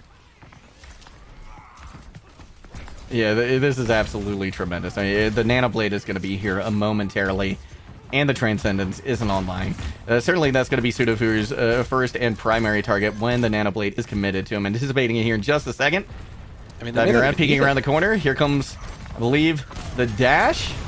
Pat of the Duck waiting for it. Charge comes in. This is an ample opportunity, especially with the sleep coming in. They're instead going to opt for the Bob first. Frambe actually able to take them down. They get out the Transcendence as well. So even though Trace Unknown goes down, they get Transcendence out for Bob. I think that's a good trade if you're the Ocelots. Oh yeah, that's a great trade. I kind of wish we had pushed a little more, but like by the time the Trans came out, fight was basically over. So that's great. Yeah, again, you have a Symmetra wall, you have ultimates coming online for Wayne State. There's the only thing really standing in your way is this Symmetra wall, though. You should be able to Nanoblade through this, though. So the Ocelots, again, just need to play aggressively, just need to take the fight to them and make the call. And here comes the wall. Graviton Surge going to be committed as well. Everybody caught in it.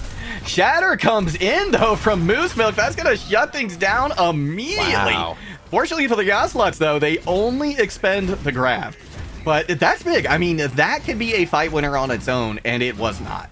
That's impressive. The wall was well placed, and the Shatter kind of caught everybody who wasn't on the other side of it. Again, though, like the Ocelots just continue to hold on to tools. They'll bring in the Winston now. I know that's a comfort pick for them. I'm not sold on it so far, though, Juggle. I'm not sold on that. Oh, wow. And with Moose Milk getting both supports with Fire Strikes, that is exactly the kind of value that you want to see. They shut that down completely. Yeah. Fortunately, at least, the Nano wasn't committed to Sudofu. I mean, it's kind of a silver lining again, because that just was because Pat of the Duck was down. The Wayne State right now is just punishing the safe play from the Ocelots. Ocelots are trying to win this without over-committing. And Wayne State is just saying, look, like you can undercommit all you want. We're just gonna win by our minimal commitments here, and there's just ultimates up. They need to capitalize on this. Being nano boosted, JC with a Kitsune rush as well. Everybody, the anti-hit this time. Pat of the Duck is now found their footing once again, and that'll be a fight win. Now that puts them with just one fight that they need to get. I just wish it hadn't cost them so much, Juggle. Like, if they had done that in point 1, we would have been already halfway here with less than 2 minutes on the clock. They are in, a more of a divey-based comp, and they have looked good on this comp, so I like this aggression, and that's what we wanted to see out of them, was taking the aggressive forward. They can win this point with keeping that aggression up. Grace Unknown might have overcommitted to that fight right there, because they're not going to have their adaptive shields here for the beginning of the fight, though they do draw out Immortality Field, which is big. Moose Milk has the Shatter online, though, again, plus the Transcendence is going to be there. The Shatter is a whiff. Here comes the Death Blossom now. JC letting it rip because they know that's not going to be there to stop them, but the Transcendence will be this time. They even commit the Minefield and don't take the win, so this is great if you are Wayne State. Yeah, Wayne State is looking very, very strong. They committed pretty much everything into this, but we've seen Waffle Art and Moose Milk come up huge from their ultimate and the Fire Strikes alone. So it comes down to Sudofu's Blade here. Just not getting caught out. They are going to have Blade. They'll have to be dry. I mean, this is Sudofu's chance to shine if they ever need it. They just need to get into the back line and find a target. It has to be the Zen or it has to be the Baptiste. There's no way they survive this fight otherwise, especially with either of those two alive. They just need to make sure they avoid that. And Sudofu has the capability to do so. They have shown that those Blades have been big. They just need them to come up big now. Because of the initial slam from Trace Unknown, they actually take a lot of damage, but not as much as Ginger Hair. The Immortality Field is out.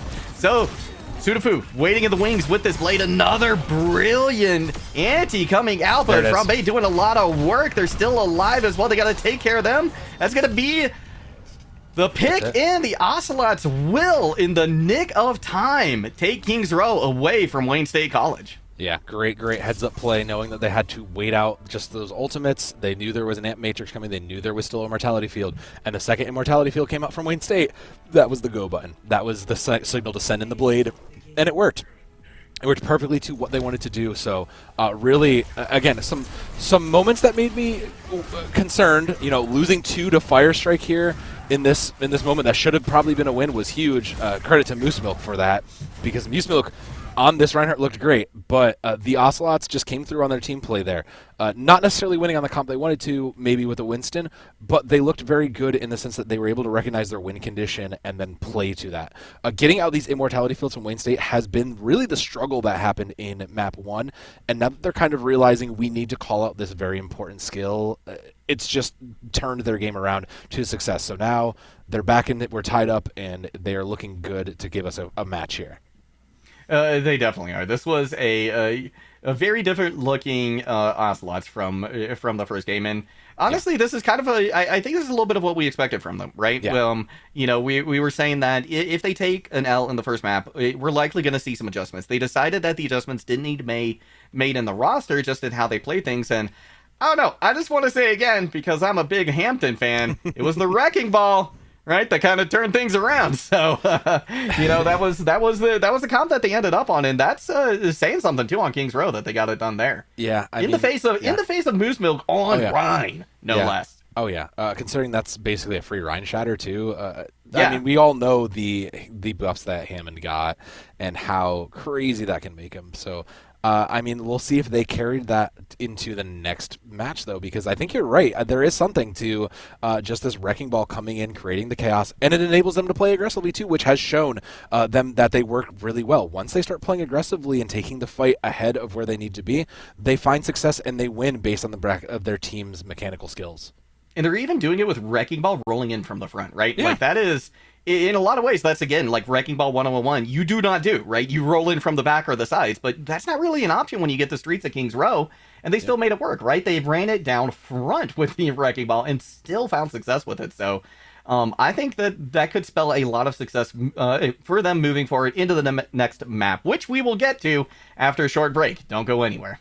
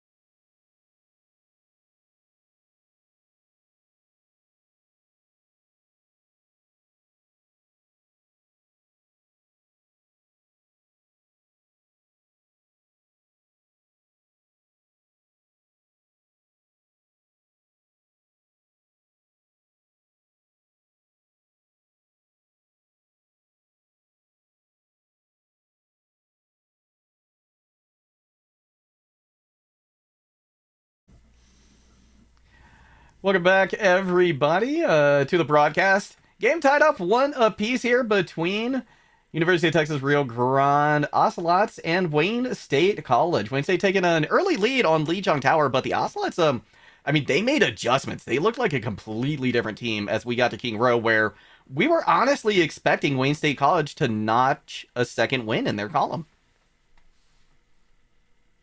Oh, I think Soav is frozen.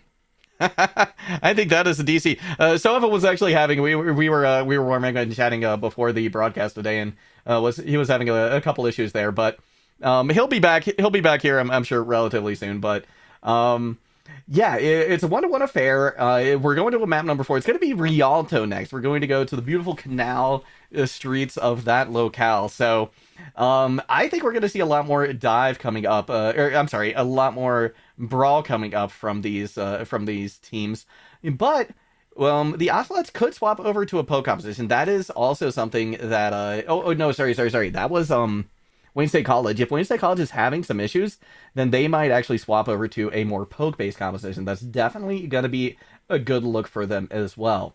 Of course, Kings Road, not necessarily the place you're going to do that, so not surprised that we didn't see it on that map. But Rialto, that's definitely a place where we could see this coming to fruition. In addition, I'm not anticipating any kinds of swaps coming out from any of the players. I think that's from the Ocelots in particular, just again referencing back their deep roster. I think they're likely going to stick to what they have because they really made it work in this last map. Yep, you're fine. So we're gonna go ahead and load into the map. Soav is on his way back, so we'll get him here soon. But we can at least start to take a peek here at these compositions and see where things are going to look. And welcome back, Soav. Good to have you. Hey, it's good to be back from the void. I see we're going to Rialto here. And I do think that this is a great pick across the board. I do think that this is like when we're looking at brawl comps, like you said, with the Ocelots being up 4-0 and looking like a 4-0 team, we expected them to kind of come back and swing this. But going to this payload map, I do expect him to slow it down as the Ocelots are going to stay on the Hammond, which you had kind of acknowledged. I do think this is a great pick for them. Looking at how much space this team can take and hold, I do like it. I'm a little bit wondering, though, with the Ana and Ball combo. Pato the Duck looked great on it, but it does require a lot more combination teamwork from the Ocelots to get this attack rolling, whereas Wayne State, they are now just going to get more harassment and a lot more healing out of this. So it's going to come down to these support lines really getting the healing and sustain from both of these sides. And again, Waffle Art with Immortality Field has been a difference maker in some of these fights, so I'm keeping an eye on it, the Ocelots getting that out sooner for success.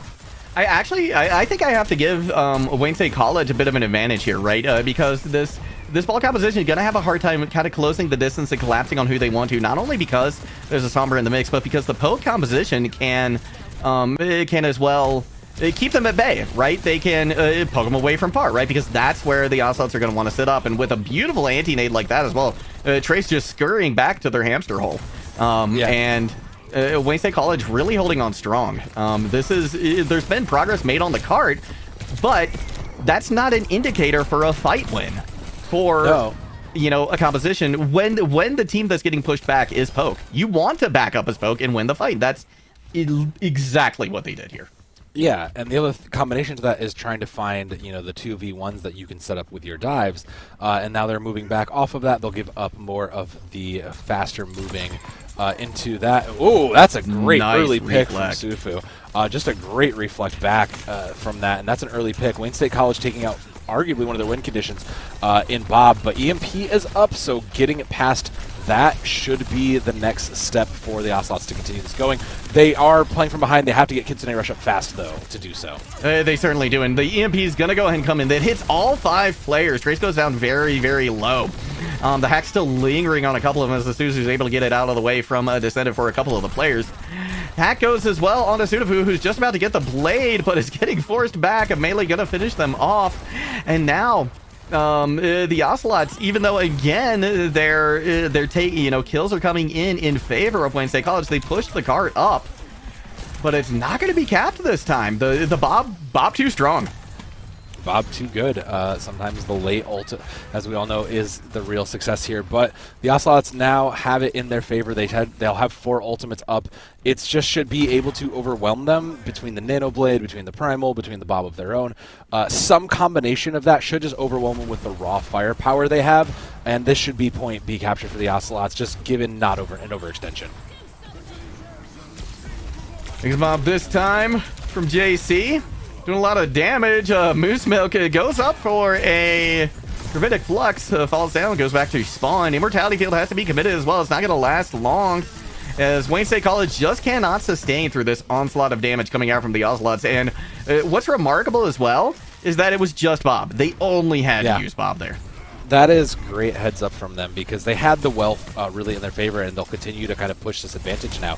So these fights continue to chain in their favor. They'll have 4 ultimates going in. They'll build Kitsune Rush in the last second. And again, they should just be able to kind of overrun it with the wealth of ultimates in their favor and the raw firepower that they have.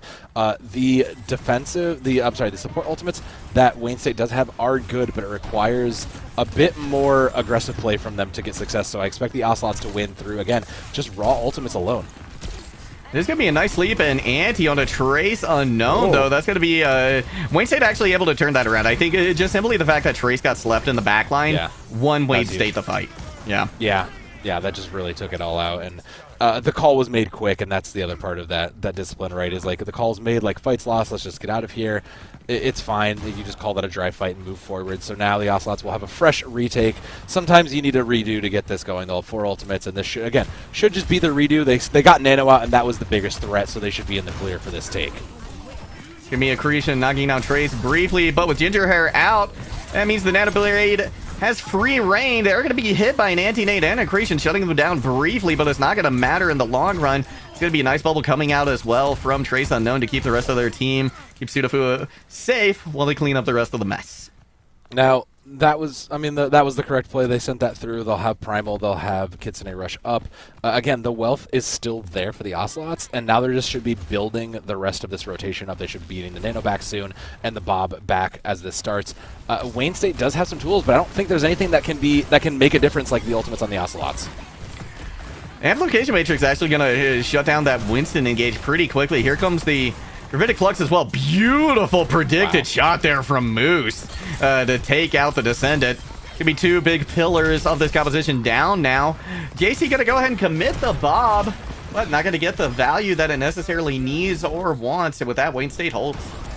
I mean, a lot of those were committed, I think, a bit late for the Ocelots, and that's unfortunately kind of what cost them. You kind of need to play those aggressive. And also Descendant falling first tends to be, a problem. When you're looking at one of your strongest players falling first, especially the Kiriko, that is problematic. Wayne State now has both DPS ultimates up. There's no response. This should be a free Death Blossom then. They just need to find value with it because there's nothing for the Ocelots to stop it. No, there's not. I mean, they've got a Suzu, right? The Suzu's going to give you a moment or two of invincibility, but that even got nerfed recently. Here comes the Death Blossom as well. Gonna take out Suda immediately. It might be enough, as a lot of damage goes into Trace Unknown as well. Not going to be able to res that. Or they will be able to res that. Okay. Yeah, beautiful play coming out there from Pata. The Duck and Sudafu, recognizing that this fight isn't necessarily over, going to swap over to the Tracer. Pata the Duck goes down very low, but Frambe just a little bit off, unable to secure that kill. Means that the Ocelots going to be able to push in with 30 seconds to go. This is last fight, and this is beautiful for him, but Sudafu goes down. The sleep as well onto JC, forcing them back too. I mean, it's 20 seconds left. There will be a touch. It's going to cost the Nano to do the. It's going to cost them into this. The Mercy might get there. There's a Nano Sigma on the other side available too if they need it, or the Reaper. The tools just look for Wayne State to keep this going on this aggressive push.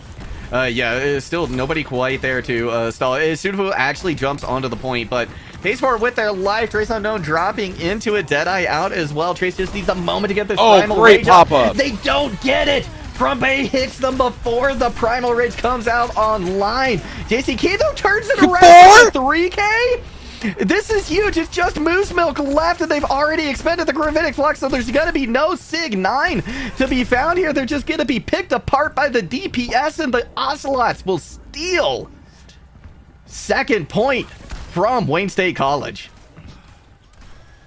Wow, a very 11th hour play from that. JCCK on this Reaper has looked incredibly good. They've looked good in the Ash, but I gotta say, just across the 3 maps alone, what we've seen, they have looked so good on this Reaper. The Ocelots continue to find their pacing, and it looks like this is the comp they wanted to be running the whole time. It just took them a little bit of time to kind of get the pieces together and really rolling. They are going to move back to what they initially wanted to play with the Reaper, and now the Wrecking Ball. So Pulse Bomb online doesn't really mean anything. Ginger Hair doesn't have anything to stop their Death Blossom. This should be a free kill as long as they have to kind of live up to the Death Blossoms on the other side, though. Yeah, and already 2 picks coming out. Both TBS are gone for the Ocelot, so that fight's going to be a watch for them. But it's been fun watching kind of these musical chairs being played by Trace Unknown and Ginger Hair, right? Because it's almost like, okay, Trace goes Ball, Ginger Hair's on the Sombra. Trace goes Winston, yep. We see the Reaper, right? And still, though, actually, the Sigma is a great counter to the Ball, too, as we just saw. Yeah, I mean, there's still so much value to be had from across of that. The heads-up play of team composition from Wayne State has done them well in a lot of regards, but Ocelot meeting them on that. We're coming into the last fight here. 2 ultimates up for Wayne State. They just have the tools between Flux and Blossom to really make this work. There's nothing to really get in the way from both of those, so this is going to be a rough attack here in the last seconds. Here comes a Kitsune rush now. Nana can be online. Literally all 5 ults here could be available for Wayne State in this if they need it, but that's both supports gone. An anti-nade hits Trace. It's, once again, just going to be clean up here for Wayne State College. But the Ocelots did a great job pushing this forward. I mean, Rialto is a hard map to finish completely. Oh, yeah. So Wayne State, or the Ocelots rather, have to be happy about this progress. Oh, yeah. I think you're incredibly thrilled with the heroics coming from JCCK in the 11th hour there. That was a great Blossom that came out, plus cleaning up, buying the time for the rest of your team to come back and clean that up was huge. Who, again, has looked incredibly good on this Reaper when they just are able to take the flanks. They go uncontested. It just seems like a great fit for them, and the fact that they keep moving off, I understand why we're playing the Ash. We want to try to control the Death Ball a little bit more. We want to punish and get some chip damage in. But the raw flank value that JCCK has gotten in a lot of these ultimates and just flanks alone has been so good for the Ocelots that I see why they keep wanting to go back to this kind of this like Reaper Winston brawl dive comp. It's just kind of fallen to moments where it hasn't found success, and you can see they're adapting pieces to make it work. And this time we'll see something entirely different come out of the box here. Sunfu on the Torbjorn. No, okay. It was worth a try. I was hoping we might get the Torbjorn here. May makes more sense. We are going to control the space, and I do think that is a thing that the Ocelots have done very, very well. They've played more of a spatial game in regards to controlling the map, as controlling where Wayne State wants to go and is allowed to go, versus Wayne State, who has just been trying to play angles, who's trying to find everything. Frambe is back on the far end. This is a good map for it. They just need to find some sort of advantage with that pressure to go with Moose Milk on the Zarya, because Moose Milk has shown that they can frag. We've seen this tank go ham out there, but it now requires Whispers to basically stay stable to Moose Milk if this is going to work. So again, these smaller groups from Wayne State College can set the pressure onto this brawl comp. They just need to find the angles that are being denied and force them out of it before they can do that. Wow. Yeah. Okay, now Frambe is going to have free reign, right? JC was literally the only person who could really contest this far in the air. So now Frambe is just laying in the damage wherever it needs to go. And with Pat of the Duck down as well, Trace on unfalling. This is Wayne State just out-comping this and playing to their win conditions, too.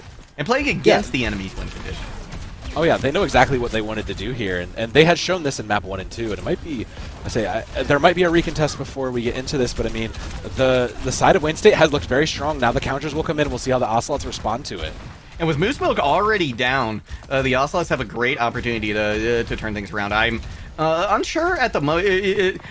This is interesting, right? Wayne State has a composition that it makes it very hard to counter, right?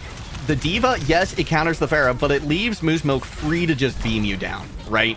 When you're on the D.Va. So it's definitely interesting. And there, we see the defense matrix coming in. A little bit of damage done from the barrage, but not enough to get the kills. They do force out as well the immortality field.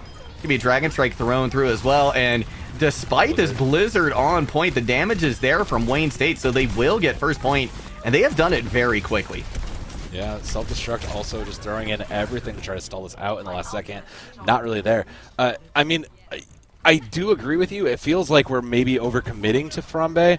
But Moose Milk, without taking a lot of damage there, it makes sense. So they're going to put the trust back into Sudofu to try to counter that way, because they're realizing that same era, as you said, Moose Milk is just free reign. Even without, will build charge on their own, but will basically just have to go and contest in a different way. So now the changes come in. Ocelots do have their Kitsune Rush up. It's the only ultimate really on the board. It just doesn't necessarily do a lot on the flambe storm. It's going to take some clever play from Descendant to really get the full value of this and put the threat at side. They have the ability to do it. They just need to put these support ultimates to use through smart play. And timing. Timing is going to be so much of the key, right, for that smart play as well. And now that they're rounding this corner, this seems like an opportune time. Sudofu actually takes off Frambe. That's big.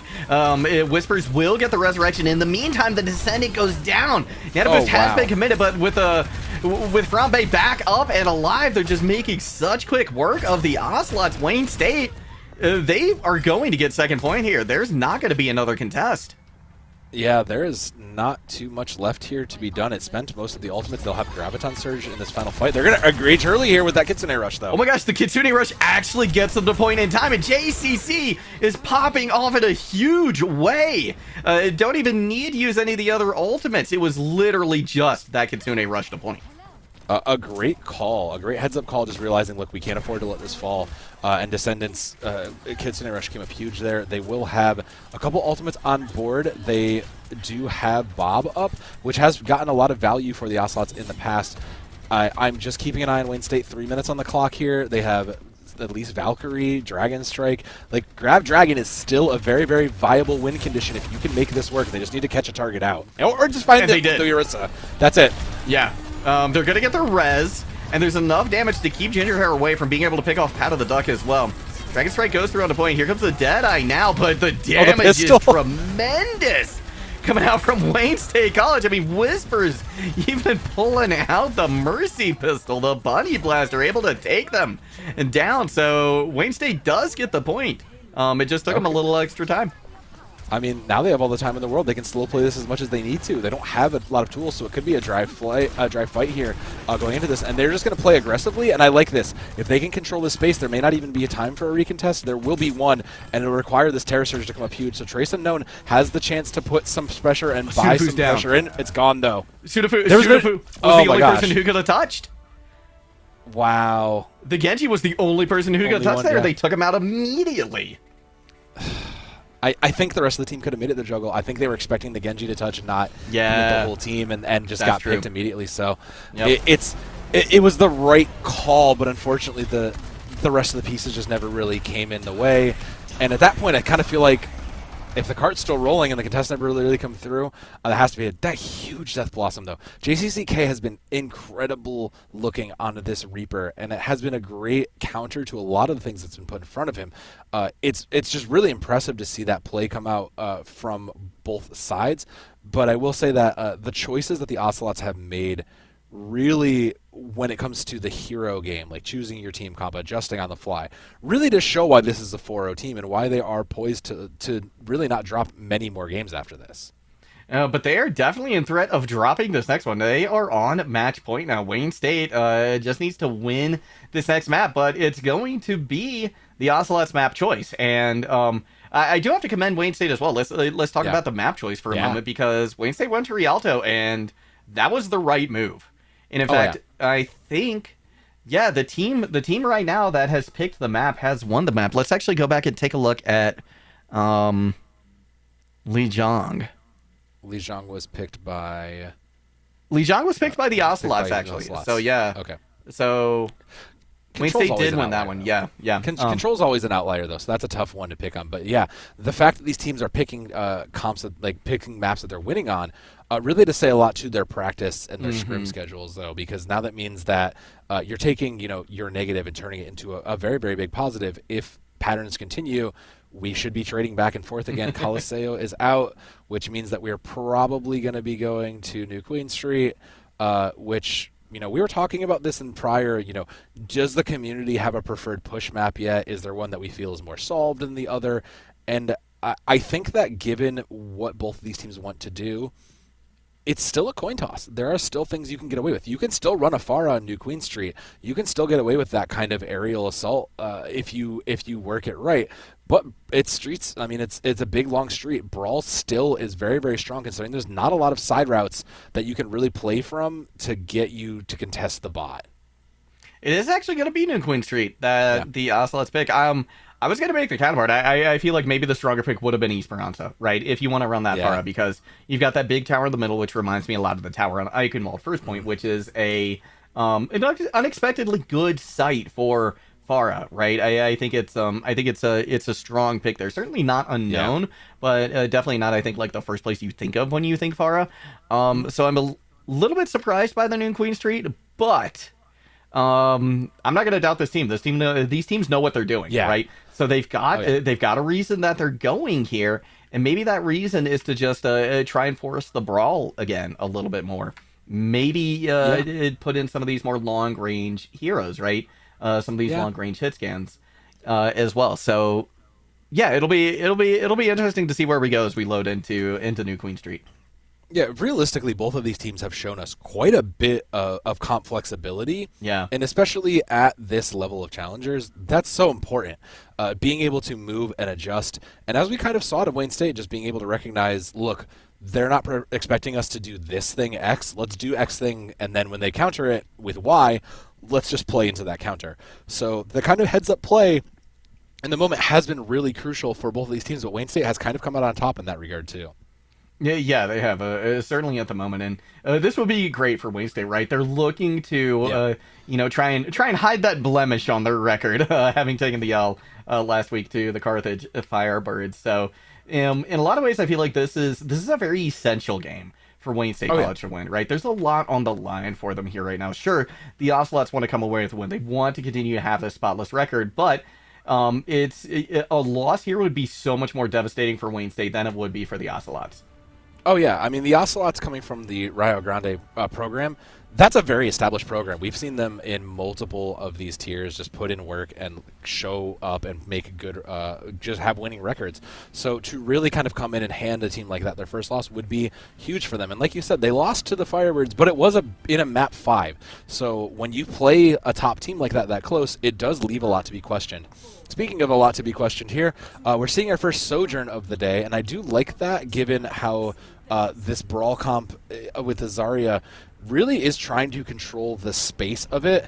And again, the one thing I want to hit again here is that Waffle Art continues to bring out the Baptiste in the Immortality Field. Yeah. And I think that has to be a difference we can't not point out.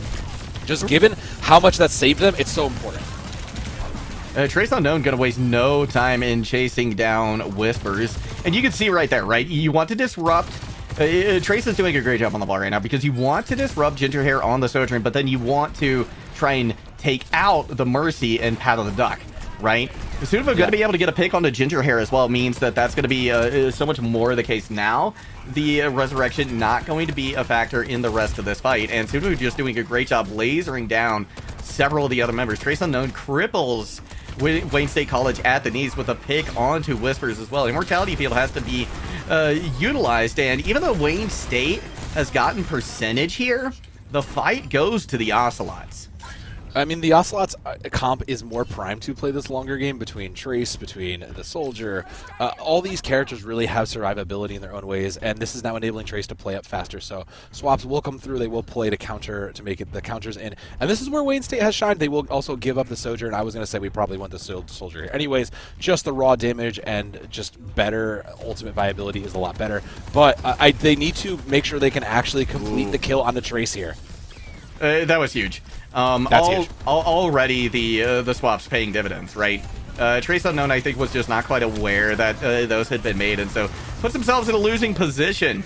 JCK gets caught in the midst of a monkey bubble as well, so they're gonna go down 2. At this point, it's just how long can they stall out the point, or how quickly can they regroup?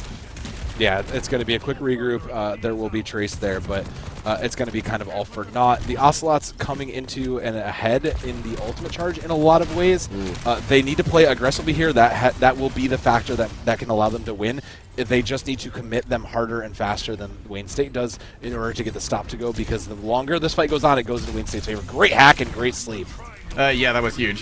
Fortunately for Trace, they did get out the anti-nade right before that. Nano Boost now committed to Frambe with Attack Visor, and that is a terrifying thing. That's it. A boosted aimbot. How do you deal with this? You don't. You go back to spawn. Yeah, you call it a fight and you take it for what you will. You will commit a couple of your ultimates into it, but that's kind of all it was. Again, the Ocelots had ultimates. They just needed to play them a bit more aggressively than they did. They will bring in the Ramatra now, play a little more defensive against these anti-dive in this anti-dive comp. They do have a Visor of their own. Visor Kitsune Rush is enough of a win con as long as they can build it in time, and they also just need to avoid the Sombra right now. And nobody avoids the Sombra. Wow. Nobody avoids them. Here comes the Kitsune Rush now from Waffle. It's going to get out there before the one from the Ocelots can strike back. In fact, they're going to be able to get a pick on a Moose Book, which is huge. Trace gets left, but it's not going to matter. And still, the Ocelots are actually going to, they're going to play this greedy. They say, we don't need to invest in this. We can take this fight on its own and just bank for the next one. That's a choice. I don't hate it. I don't hate it though, because it's showing that it's working. They're winning in the neutral. Ooh. They have been a bit more successful into this. Wow. Matra is deep though. They will get the eventual cleanups though. They're getting punished for it, and now they're kind of probably regretting and wishing they had. Yeah, I think they hold on to those ultimates just a little bit too long. They needed to, I think, invest that Kitsune Rush in the Attack Visor right when they pulled around that corner. Yeah, I mean, if at a minimum it was the Tac Visor. Once you saw the auto was isolated, yeah. You needed to commit that. That was a free kill, and it's unfortunately going to haunt them for that. They did gain, it's worth noting, Death Blossom and Annihilation very quickly. So, I mean, those 4 ultimates are a wealth to keep them alive and fighting here. And they're going to waste no time in using that Tac Visor into Kitsune Rush. This is still going to be the plan, but if well-placed anti-nade takes them out, Sudafo going to be no more. So, Moosebook trying to see if they can turn things around again, but the res is going to come in. Everything is coming up. The Ocelots at the moment, despite several players going down low, send it trying as hard as they can to chase down the Mercy, or to keep their Mercy healed, rather. So beautiful play coming out there to give them that fight win. Yeah, and not having to commit too much does them a favor. They have 3. It's pretty even. I'm watching Ginger Hair with this EMP. I want to see them commit 2 or 3 ults at the same time. It still is important to commit those ultimates because they have the advantageous ultimates here with EMP and Visor. They just need to commit them at the same time. Here comes another EMP. There is the Visor and the Rush. Yeah, all 3 out at once. Trace Unknown going to try and turn things around with the Annihilation, but there's hardly anybody left for them to do anything. They get a pick onto Waffle Art, but that is a very impactful ult that they do not have for the next fight. Yeah, that was a little bit of a late commitment that they will probably want back, unfortunately. So, I mean, because that plus Valkyrie would be enough to keep them alive. Yep. To their side, though, there isn't anything for Wayne State to really use. The closest thing is Grav Surge, and that's not going to do anything. So, I mean, Valkyrie is the most impactful thing here for the time being until the mid-fight. Yeah, and this Valk can be used to charge up all the rest of the ults. We already see Sudafu getting close. Descended as well. They're doing a good job finding what they need in these moments. Actually, Sudafu getting very close to this Attack Visor right now, and several members going down low. Trace Unknown now into the Nemesis form, able to get that initial pick onto Ginger Hair, which means they've got so much less to worry about, even less so with Frambe out of the mix. So, yeah, nothing gonna need to be invested here other than the Valkyrie from Pat of the Duck.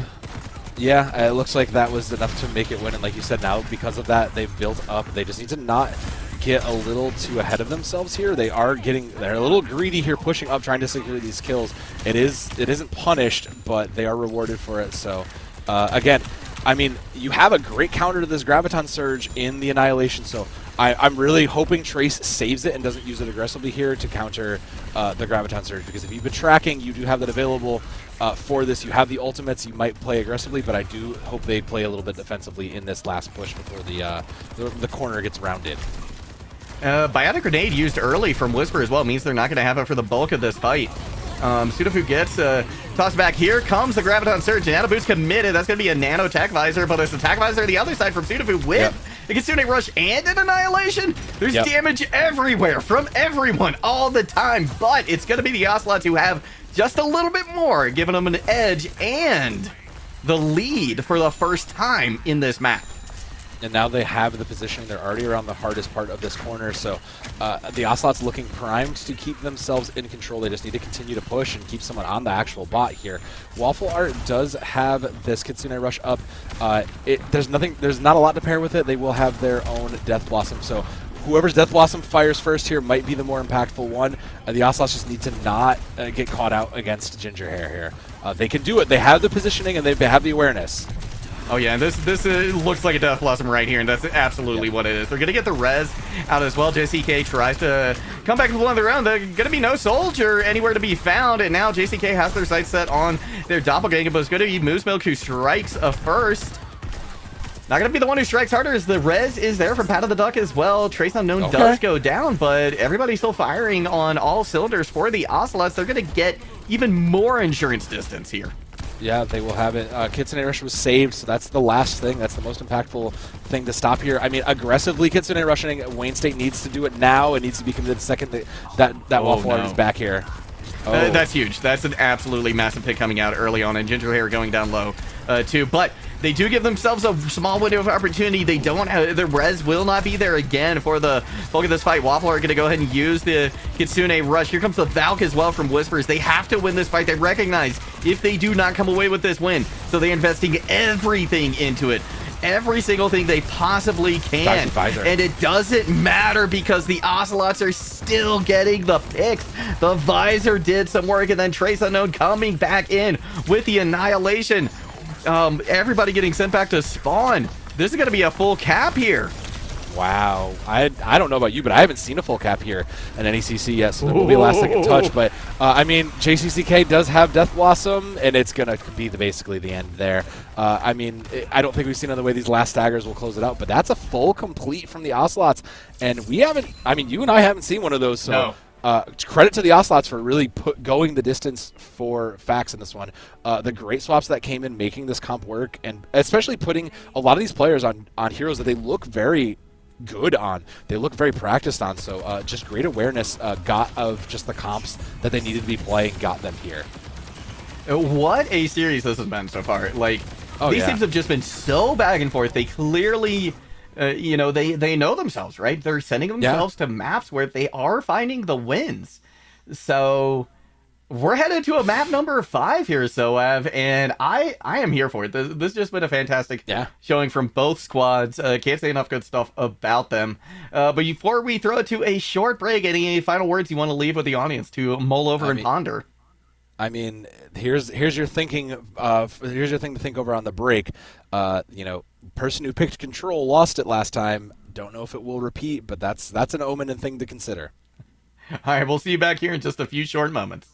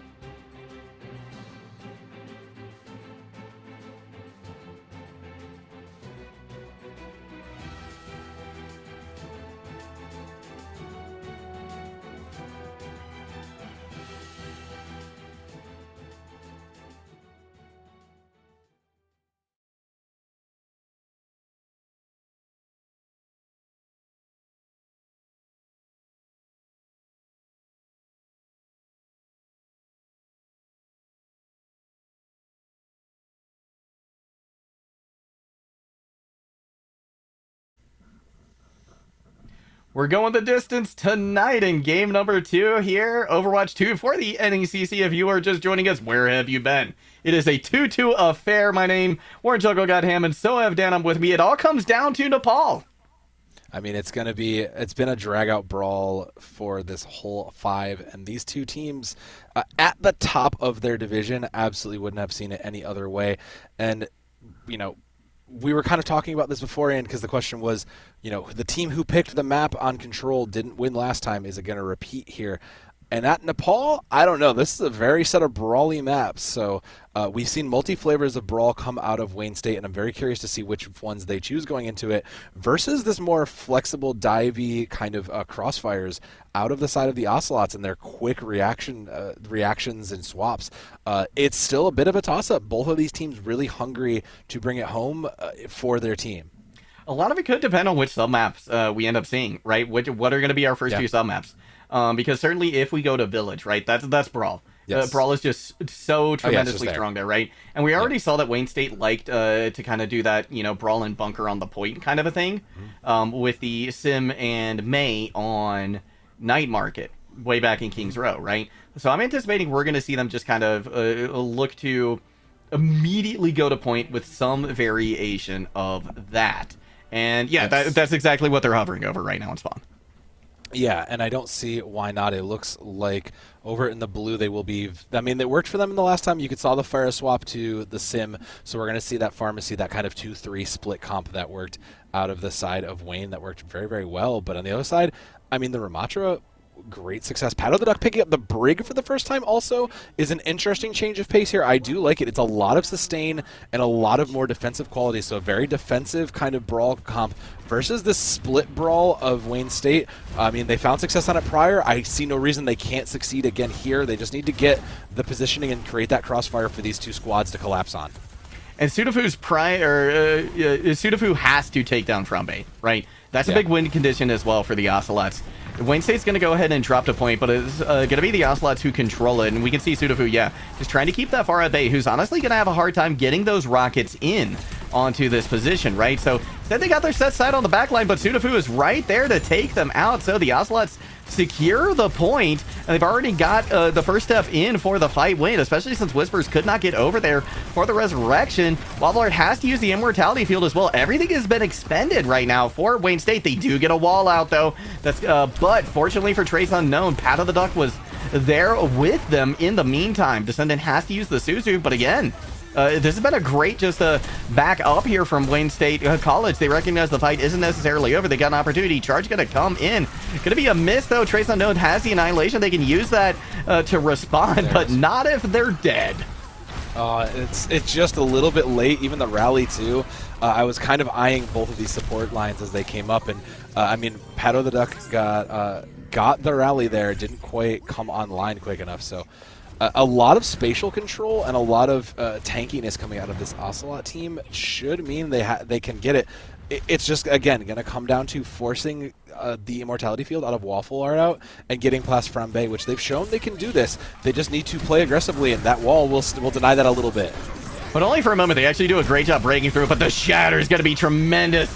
Death Blossom? But the Death Blossom, they're actually going to throw 3 ults, the Ocelots, to retake this point. But they get it back. I mean, I'll be real. I was asking for that for a while now. Let's commit some ult pairings, and the Ocelots have been better about doing so. They managed to save the Kitsune Rush also, and I mean, there's no response. This should just be a free Kitsune Rush, a free powered up Reaper and Cassidy in your faces. Just time it right, and this should be a free hold for the Ocelots here. Moosebook has already started to push on that flank. Here comes the Kitsune Rush. They're going to commit it to that side. Wayne State is saying, we're just going to run it down here. They do eventually start to back up. They want to get out of the range of that. Mortality Field committed once again by Waffle Art. Moosebook going to be able to find Pato the Duck. So that's a lot of sustain now that the Ocelots do not have.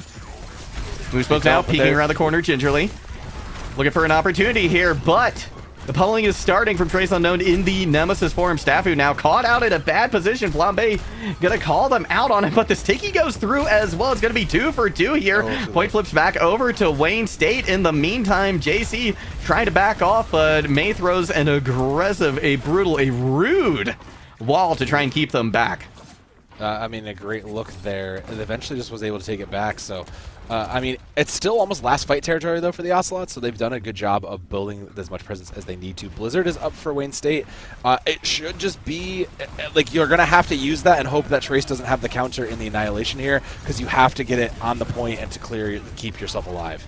Wayne State just wins that one immediately. Or just win without it, yeah. Or just absolutely deny me any thoughts. Or just win by in the neutral. That's also fine, Wayne State. You can just do that. I don't hate that either. Because it gives them Blizzard, now Shatter, now Valkyrie. It just creates the wealth of just sustain and control that they now have in their favor. And with that, they just need to beat past this Annihilation from the Ocelots. If they can survive that and kind of force it out of the way early, they're primed to control all the space and give them their angles for success. Sudafur going to be looking for Flambe and Whispers, though, to get a little greedy. The moment they do that, that Deadeye could have a lot of value. We can see Flambe trying to be a sneaky Pharah, unable to do just that. Hopping up and down between the low ground and the high ground here, taking a little bit of damage as they drop down. Here comes the Annihilation, but the Shatter comes in. There's the Death Blossom onto Whispers. That's exactly what they were looking for. Flambe says, I have to avenge my compatriot. Comes in with a barrage as well. Moose Milk finding a kill too, despite a lot of early success. It's actually not over yet. 2 players remaining for the Ocelots. Sudafu's back onto the Tracer to try and get the point quickly. Moose goes in for a charge, but they're going to be cut short by a melee. Now Whisper's taking matters into their own hand. It's not going to be enough. The point flips back to the Ocelots. I mean, that was just a favored matchup for Ramatra at that point, so it was going to go that way. There's going to be one last fight into this, and I mean, Kitsune Rush versus an Ant Matrix. I put my money on the Kitsune Rush here. They just need to play it aggressively and catch Wayne State off guard. They have the advantageous aggression on their side. They just need to use that to their advantage to secure the point. And Ginger Hair going to touch at the last moment, forced to use the recall to get out. Here comes the Kitsune Rush now on point. Not a lot of ways to avoid that, but then again, neither is there to avoid that amplification matrix. Early pick on Waffle Art means that the only heals there are going to be from Whisper, and that is a whisper of a heal that you're going to get from Lucio. The Ocelots will cruise here. Maybe not cruise. They will start and stop. But they do get the victory in the end on at least the first map. That was 5 o'clock traffic juggle. That was very touch and go for moments on both sides. I mean, bumper to bumper traffic. Yeah. I mean, well, literally, look at those big chunky tanks just bumping into each other between the Ramatra and the Reinhardt. Literally, in that last moment, kind of helped decide that, and it was just again the kind of comps that the Ocelots have been picking and just acknowledging. Look, they love to run this brawl. Let's just counter this aggression that they're running. They're running this kind of 3-2 like crossfire thing. Let's just overwhelm with our numbers and let's just win on that. Let's win by having sustain. And that's what's gotten them this far. And now again, they're gonna keep the Ramatra. They're gonna try to push this in a different way. They'll bring in the Zen and the Kiriko now. So now they're looking for a little bit more in the higher damage. Meanwhile, Wayne State, it's gonna be similar story, but a different outcome. They're gonna play a brawl, but they're going to keep the Symmetra here, and I think that if they get there fast and get set up, it does deny the Ocelots the space they want to control. They just need to make sure they are ahead and aggressive in this game for success. Definitely going to have to clear those turrets that have come out, because like you said, Wayne State did get there first, and that's going to slow down this aggression. But when you flank, you don't have to worry about that, says JC. Mortality Field is committed. It's going to be a counter pick, but it's just honestly, I think that Discord Orb working overtime for the Ocelots. I mean, look, Whispers did the right thing. Their job as Brig is to make sure and shut down flankers. It's just really hard to do that when you're taking an extra 20% damage. That's just so value, and they will decide that that is the value they need also for Wayne State. They are going to match the Ramatra now, so we're going to slow up a little bit of the pace here, and now the real difference maker being, again, just this Immortality Field, which has gotten some value, but the Ocelots have constantly been waiting it out and outplaying it, so patient play from both of these sides. It's still a neutral fight here, Juggle, so it's just going to come down to whoever can find the initial pick and maybe the flank even.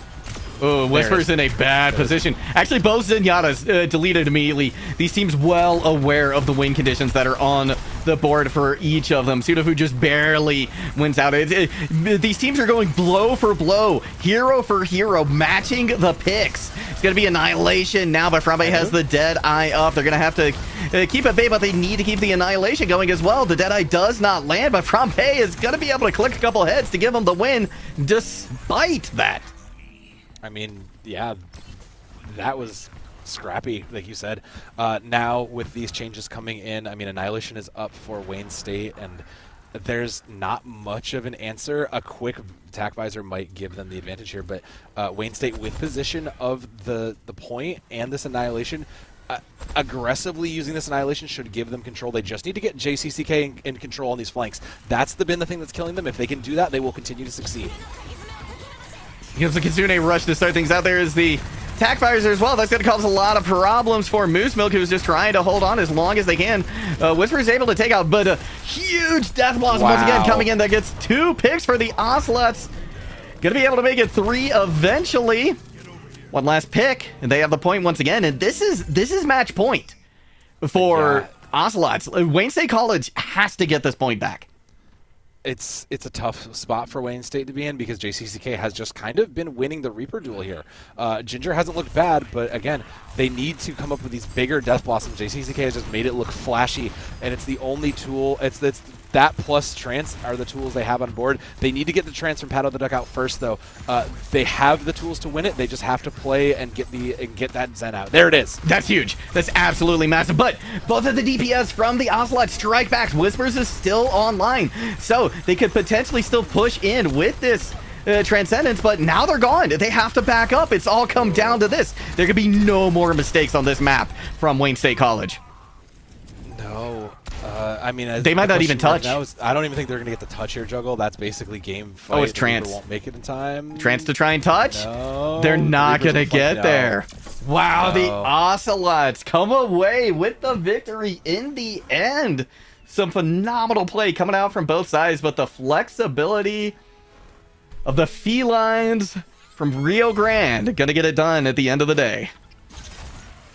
Great heads-up play from both teams. Again, Wayne a little bit more hesitant to commit some of these ults, thinking they have the advantage and should just be able to win on it. Sometimes this costs them. So, you know, just 2 juggernaut teams here really going the distance, putting in a lot of work, and the Ocelots will continue to remain undefeated. So going into future maps, that's something you're aware of. If you're the Firebirds, you've probably been keeping an eye on this match because they are probably your next biggest contender at this point, with this Wayne State team looking pretty strong as well, even falling now with their second loss. Still not a bad team, still a team you have to be aware of because both of these teams looked phenomenal just across the board. Have multiple players across this teams had moments of shine.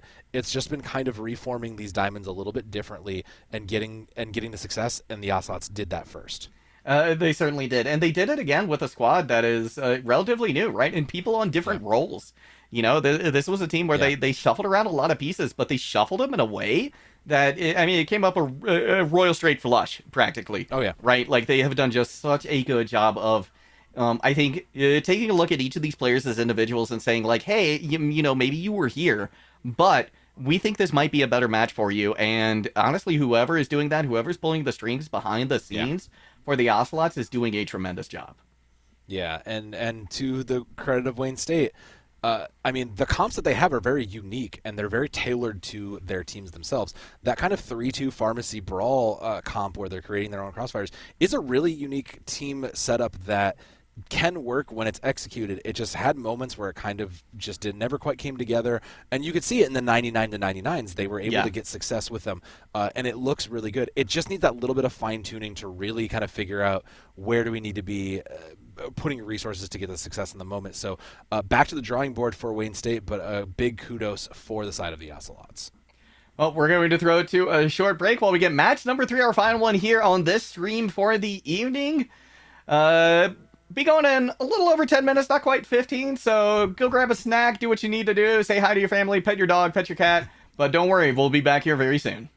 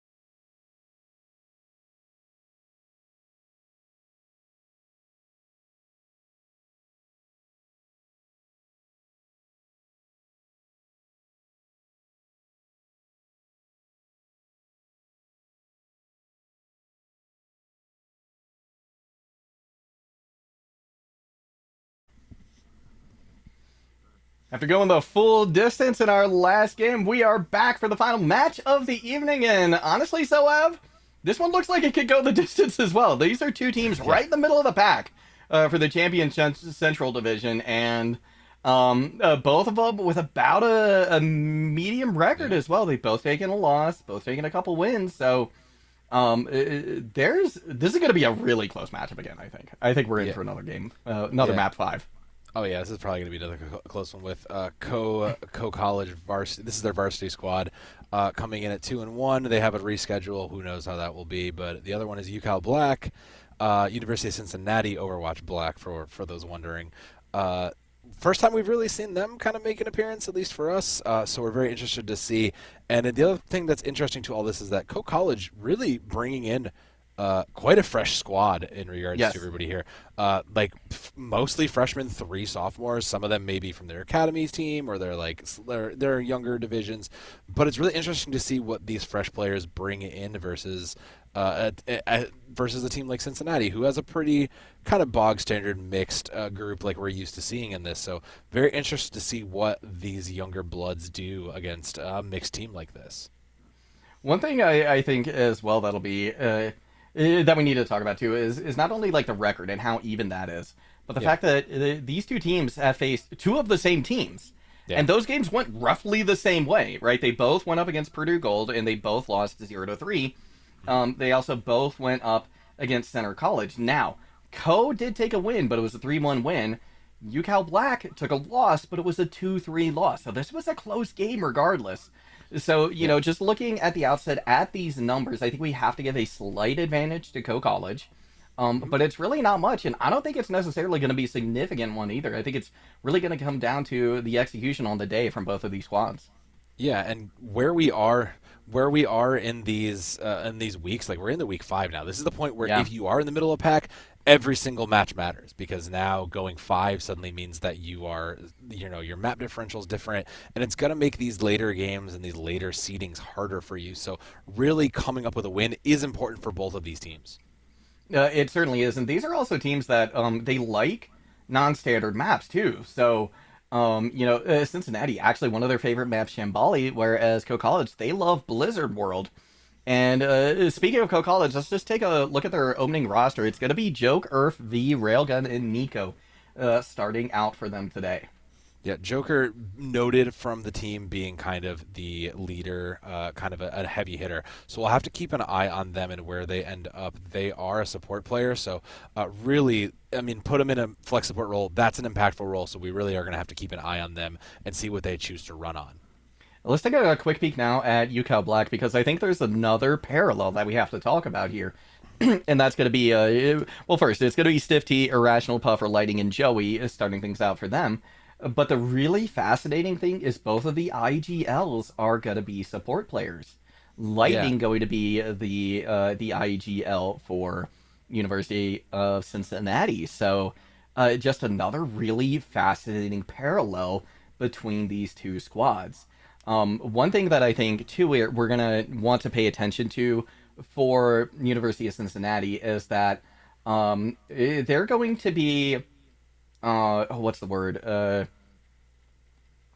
going to be telling us what they want to run out on simply based on their tank pick, right? They're going to have 2 tanks. It's going to be Stiff T and Joey going to be on the tank. Now, both of them starting out here, so one of them is definitely going to be flexing, but what that means is that when we see the Ryan Brawl, it's likely going to be Stiff T starting things out. If they want to run the Diva, it's going to be Joey. So a lot can be told to us by just simply who they put in that tank slot. Yeah, now going into Nepal, something has hit me, Juggle. I saw this. I've seen this UCal Black team before, and Stiff T on the tank absolutely played phenomenally the last time we checked in with them, and it might have even been as last week. I don't know. My memory is basically 3 seconds, so it's hard for me to tell. But I do remember a lot of these players. Zek the Snek also coming to life on the DPS, looking very good over on it's typically the hit scan. But you are right. Stiff T has a very, very strong right heart in this UCal Black roster. Loves to play the May Brawls, and that was really a big difference for them. So I'm really going to be keeping an eye on that DPS line from the side of Cincinnati. Co College on the other side, it looks like they are still kind of debating, and There are going to show probably similar things, but again, we see the Kiriko versus the Baptiste matchup, so really Immortality Field versus that Suzu. Keeping an eye on it. They will opt onto like a Winston Brawl, a little bit more dive, and that is going to be good to create more isolation. So UCal Black coming in with a Brawl comp are poised to have a little bit of advantage just as they are a harder unit to get in on. And once again, it's going to be this May Symmetra. Oh, wow. Stifty with a big Fire Strike to take out Yeah. Nico. That's a tremendous way to start things out. So Co-College is going to say, you know what, we're not going to pump the brakes. We're gonna put a brick on the pedal and go in because we're one player down. We either need to get a quick pick or just die and regroup. And they're playing Ring Around Rosie with the point. Stifty eventually catches up with him, able to get that pick. Joker gets an exit on the way out, but it's not going to be as much as UCal Black takes the first possession. Yeah, I mean, Stiff T has looked incredible on this Rhine in the past, as we've said, but that all being said, it's still a new game and still a new day. It's still pretty neutral across the board. Stiff T is leading in the tank ultimate, so I think if they can enable Stiff T to build this Shatter, it should just be a win condition in itself from this aggressive death ball. One interesting thing to note is Joker is actually on DPS here, so that kind of IGL from the backline, not necessarily happening. They're going to try a different spot for them. Stiffy, yeah, getting very, very close to that Shatter. It is really rough, though, to have your in-game caller on the DPS. They don't necessarily have the full sightline, so it's really going to make a difference here for Joker to see everything. Ooh, they try to back away from Stifty, but Stifty says, nope, I've got your number. This Rocket Hammer got a pretty big reach on it right here. Gonna be able to take them out, secure themselves another fight win, but Co-College is starting to get a few ultimates online now. They are, and they want it basically in the neutral, so it works out in their favor. They'll have all the ultimates online coming in for everybody. There's a few more defensive ultimates on the side of UCal Black, so I expected them to simply just kind of live past this Kitsune Rush incoming and just thrive through it.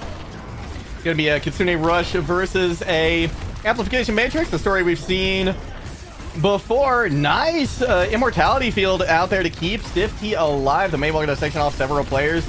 Sound Barrier out as well as both defensive ultimates offline. Earth just now using theirs, and in fact, Co-College is going to be able to turn things around off the back of some quick picks by Joker. Just a little bit late on the wall. I kind of almost would have liked to have seen that when the Kitsune Rush hit, just to kind of put quite literally a wall at the end of the rush to kind of eat most of the damage. You might have burned through it, but it probably would have been a little bit more beneficial, but you know, that's fine. You're coming into this. It's last fight. You have a Blizzard up. It's really the only thing in your way. The railgun on the Winston should survive through it, but catching out any of those squishy targets and controlling the point will be important for UCal Black to take this. There it is. UCal Black goes straight to the point. Gonna be using a Blizzard to try and re-secure. Railgun goes down. The fight definitely gonna be won by UCal Black. Co-College is gonna have one more opportunity to make this happen. I don't even think they'll really have to. They have to kind of play this out. It's 90%, and there will be an aggressive take from Stifty to try to cut off the reinforcements. I don't know if anybody will safely make it here, Juggle. They might not, actually. Railgun actually forced to use the Primal Rage just to get the point. That means they're going to soak up as much damage as they can. They try to jump off point and come back in, but nicely placed Pulse Bomb going to start to turn things around. Or does eventually take out Railgun, but it's enough time for the rest of the team to get there. But all they are being met with is death from a turret. Going to be able to touch point is Nico, trying to dance in and around it. Stifty whiffs on the Shatter, but it does push people off the point for a moment. Co-College doing a great job just dancing in and off a point to keep things alive. He is now back in the mix as well, but nobody does come back. Yep, that's the the UCal Black. of the Maywall. Yeah, it takes the first sub-map here. I mean, that's just the advantage of the Maywall in this small area, right? Like, you can just control the entirety of the map between shutting off an entire door, having Blizzard up. Shatter in that room will hit most things, so very just great spatial awareness out of UCal Black, really playing to the comp and the map geometry into this. And I don't see them having a reason to change. Everything kind of worked out in their favor. Zek will give up and probably pick up this Cassidy, has looked good on that in the past, so makes sense from them. Co-College, they do favor this Winston, but it looks like they are opting to bring out the Ramatra instead, and I don't hate that. You do have a little bit of a tougher match in some ways versus the May and the Cassidy, but you do have an advantageous matchup in the Reinhardt, so a little bit slower play out of Co-College can give them first capture here. We're gonna meet head on in the middle. It's gonna be Railgun versus Stifty. Stifty actually things not working out for them as well as last time, but they're still able to hold on to point. They have control of the side of this point, so the impetus is going to be on Co-College. They're going to want to make sure that they kind of wait, make sure they've got all their abilities before they try and push in as the point starting to unlock. But nobody gets a touch. No. They actually just completely negate them from touching the point. So UCal Black getting a lot of free percentage here, and Coe College not looking like they know exactly where they want to push in, when, or how. But Zektasnek goes down very low. Some nice coordination there between Joker and Earth. Zektasnek does eventually get taken out. So despite the point going over to UCal Black, things are looking good for them again as Railgun is taken out. Nico now trying to hunt down one other player, and the longer this fight goes, the better it is for University of Cincinnati. Oh yeah, once Cincinnati just starts rotating through their ultimates, they start rotating through their stability. I mean, they'll get Immortality Field back twice in that fight. Now they have all the ultimates up. There's a Sound Barrier and Annihilation for Coe College, but they're not really in positions to do anything with it. Sound Barrier will get eaten up, and Annihilation can easily just get pinned away from the team. So UCal Black poised to, again, just control the space, create these isolations, and find an easy target to collapse onto. It's going to be hard to collapse, though, with a Amplification Matrix looking right at you. Earth going to make it easier, though, with that Sound Barrier. Now Stifty trying to push out. Wraithform has been taken out. Nico trying to get a little bit of damage and seeing if they can build up to that Death Blossom. In the meantime, Railgun finds one. Immortality Field pushed out as well. A lot of people with low health for UCal Black. Rushel trying to turn it around with a Blizzard on point. That's going to allow them to hold on to point for a little while. Here comes a Kitsune Rush, though, from V, along with the Overclock, which got them a lot of value in the last map. That was a big part of why they were able to get that win. They were able to get that point. Shatter's thrown out, but Stifty falls to the ground before the other team does. Railgun goes ahead and uses as well the Annihilation, but doesn't get the fight win. We're in last fight territory now, and granted, it cost UCal Black a lot to win that. It's just kind of in this last moment. Nico has the potential. They have the only ultimate on board. There's no answer to it. So as long as Nico can find some value with his Death Blossom, it should be a save for Coe College. Especially if they can coordinate with Railgun here. If they can get this off of a big slam, that could be absolutely devastating, but they're not going to have the time to set it up. Instead, Death Blossom goes in, takes out both supports. Railgun finds another pick as well. 2 players still remaining from UCal Black, but only for so long.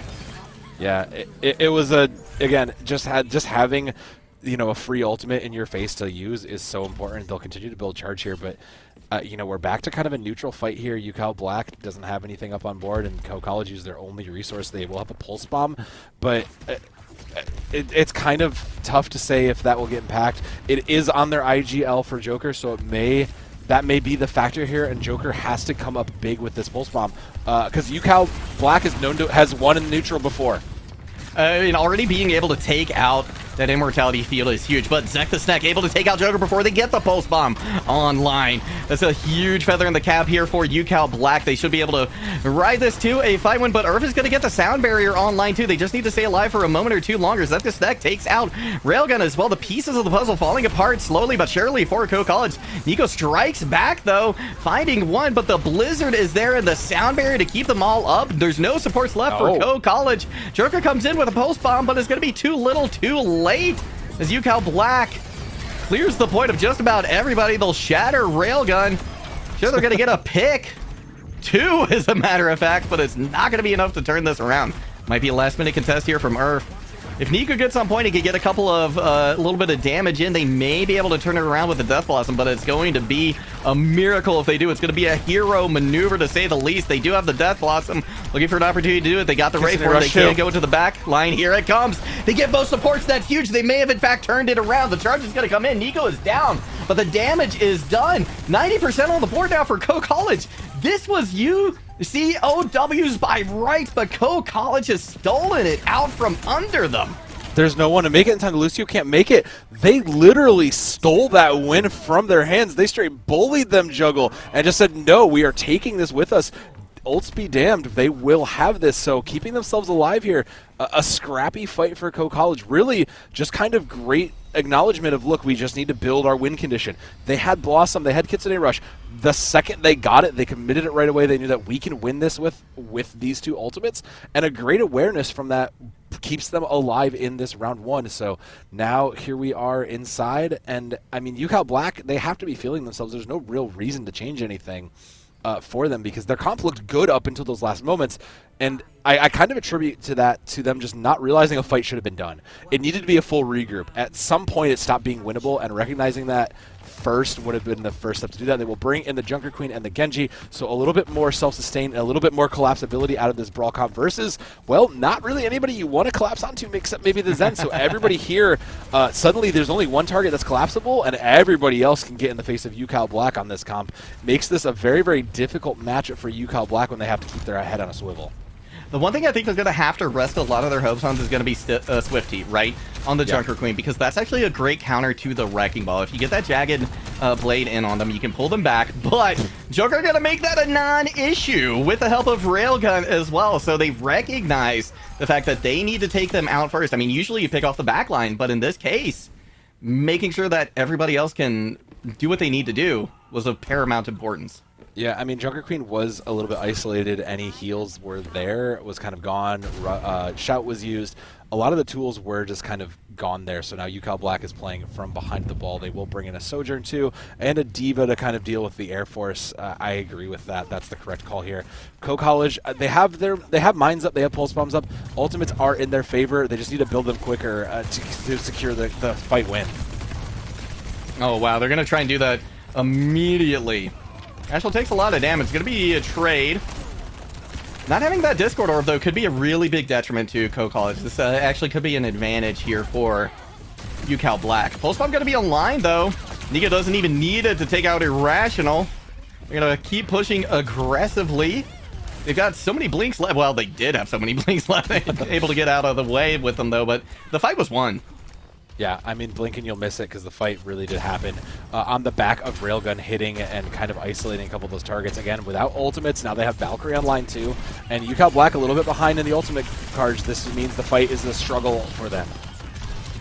And Wrecking Ball, Railgun just being absolutely brutal with that minefield. Doesn't get any kills with it, but they do enough damage to completely disrupt what UCal Black was trying to do, and that's what they thrive on. They thrive on this chaos. Yeah, I mean, winning a fight with just that one ult is huge. Now they built Barrage. They'll have Trance up in a minute. They just have to survive past the sound barrier, and the Kitsune Rush, and it should be okay. Barrage going to be basically completely negated, though, by Stifty, who has swapped over to the Diva. There's a Kitsune Rush now from Puffer. That with the sound barrier gives Zek the Snack, rather, enough time to charge up that Deadeye. Nico is eventually going to take them out, though, dancing around them. Now Stifty on point. 99% here. Co-College looking to make this a quick affair. A couple of picks, though, either way means it is not over yet. And a beautiful shot from Irrational. Here comes a self-destruct as well from Stifty, presumably just a D-Mac. Going to see if they can get a remeg. They get a lot of damage onto Railgun, though, with it. Not going to be able to take out the hamster, but certainly do a lot of damage. We're going to go blow for blow again. A little bit of an advantage, though, here for UCal, as there's going to be no aerial threat. They do eventually get the point, but they got to be perfect. I mean, this is kind of the opposite. Now the tables have turned. UCal Black has to run it back all the way, and Ultimates favoring the side of Co-College makes me hesitant to say that they can do it. Irrational does have railguns, but it's really not that impactful, short of hitting a really, really strong ultimate. And the Tracer just really just allowed to be there. Really? What? No. Really? No. That was 5 seconds plus. That was free for Nico. Just say, wow. Yeah, sure, I'll take it. Don't even need a coupon. Just gonna cash. It's a 5-figure discount on that kill right there. Wow. I mean, you can't hope for better. Co-College it just deletes the rest of UCal Black.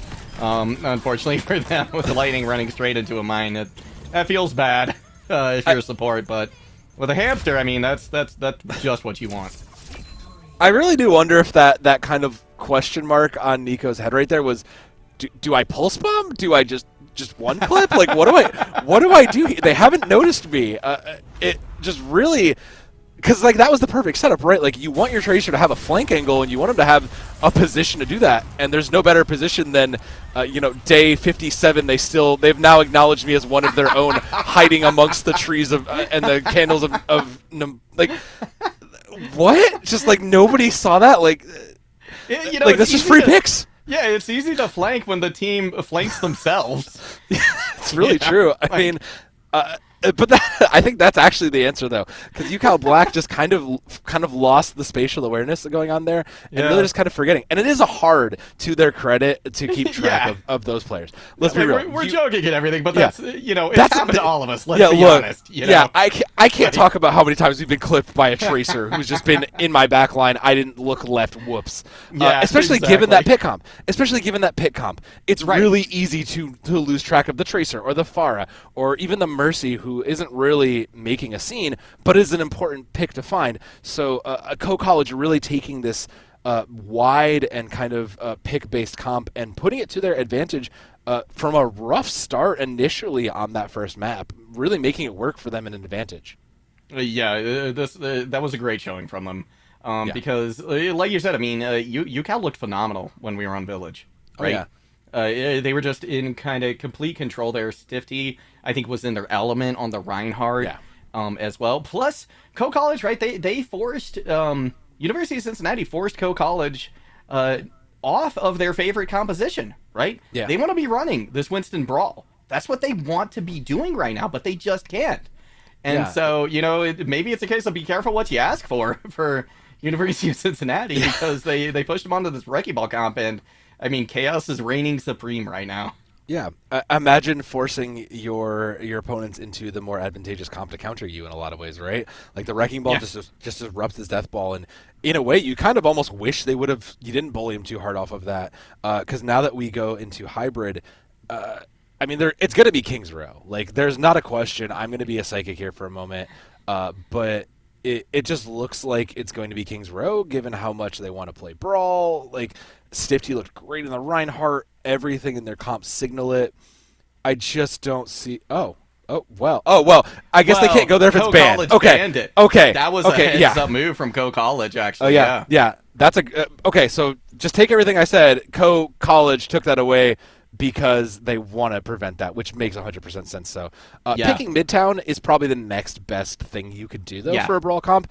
And I think that when that happens, that's the best you can do. I am actually great heads up pick from Co for that, because that's the worst place you could have gone for you. It certainly is, and Midtown is a great place, right? Because while the streets of New York might be kind for rats, they're not for hamsters, right? So this is going to be a great opportunity to get them off that composition on something a little more tenable for them. Yeah, you can still kind of play the Wrecking Ball here. It's just not as favorable. You don't have as many things you can grapple onto and spaces you can set yourself up onto. So I do think that is going to force them. But the other thing that they did show that's probably going to make the appearance here is the Ramatra. These are long sight lines, like you said. And they showed a pretty... I would show them an admirable amount of Ramatra. Like, they looked good, just never really quite got off the ground on it. Really prefer to play the Wrecking Ball in those kinds of divey comps. But, I think it can work if you are UCal.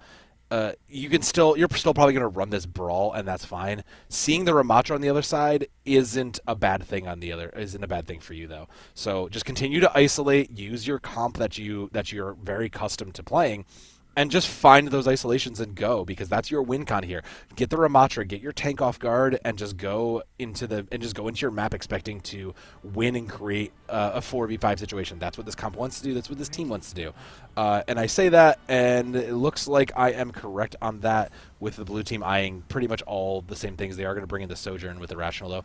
Rational looked good on the Sojourn. I don't hate it. I do wonder, though, again, if you'd prefer the Mei. But I think if they're expecting the flyer out of Joker, which they might be, that's the correct call. Meanwhile, on the other side, for Co, they are going to play. I mean, the comp had success. I see no reason to do this. I see no reason not to. You can still have a lot of side streets you can play out of. So getting Railgun around a corner and creating a sweeping play sets up Nico and Joker for great success. So the teamwork on the side of Co College has looked great, and this comp really complements their team play in that regard. I believe we have a couple of swaps coming in as well. Correct me if I'm wrong, but I believe getting a support swap in both sides. V coming in on the Mercy and Puffer on the Puffer was there. Okay, Puffer was there. I do apologize. But regardless, I think as well, having a Rational on the Sojourn versus the Mei is going to allow you to take advantage of the high ground more, right? And that's something you're going to want to contest especially against this composition that Co-College is running too. And Co-College is actually having a hard time right now even just pushing in, right? There's they've kind of like, they've been like the Velociraptor, right? They're testing the fences at every single spot and looking for where the weaknesses are, and so far not finding too many. However, University of Cincinnati now just kind of all up on that high ground. One player has to drop back to help contest the point as Railgun had moved over there, and that just leaves Joker free to do a lot of damage. It's going to be a couple picks either way, though. This is going to favor Co College, though, because the respawns are closer, the res is there, and they're on a faster comp. So now it's just going to be a matter of picking apart these last few pieces, I think. And University of Cincinnati going to have a tough time with it, but they do get a pick onto Earth. That's big. There's no res available for them. Immortality Field is forced out, so Co College still trying to force the issues, chilling to see if they can get a pick or two here. Zach the Snack, though, gonna strike back, finds Joker, and again, that res is not here, so they continue pushing, and I mean, that is a minute and a half burned off the clock now. Yeah, I mean, these kinds of poke comps really do want to take their time getting it, but you have to have some success when you get that. You have to find something you can capitalize on, and there was nothing they could really capitalize on. Now UCal Black has pretty much everything on board here. There's no rails, but it's a free earth shatter, it's a free window, whatever you need. So it's going to be tough for Co College to really isolate this death ball. Definitely have the tools to try and do it, though.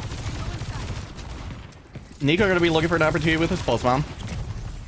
The supercharged Joker, too, is definitely something to be afraid of if you're UCal Black. Immortality Field has to be used already, but Joker is down. Comes the Minefield on point now. Gonna be Sifty charging in with reckless abandon, but a sound barrier to boot. Zek the Snack gets a lot of time to try and clear point.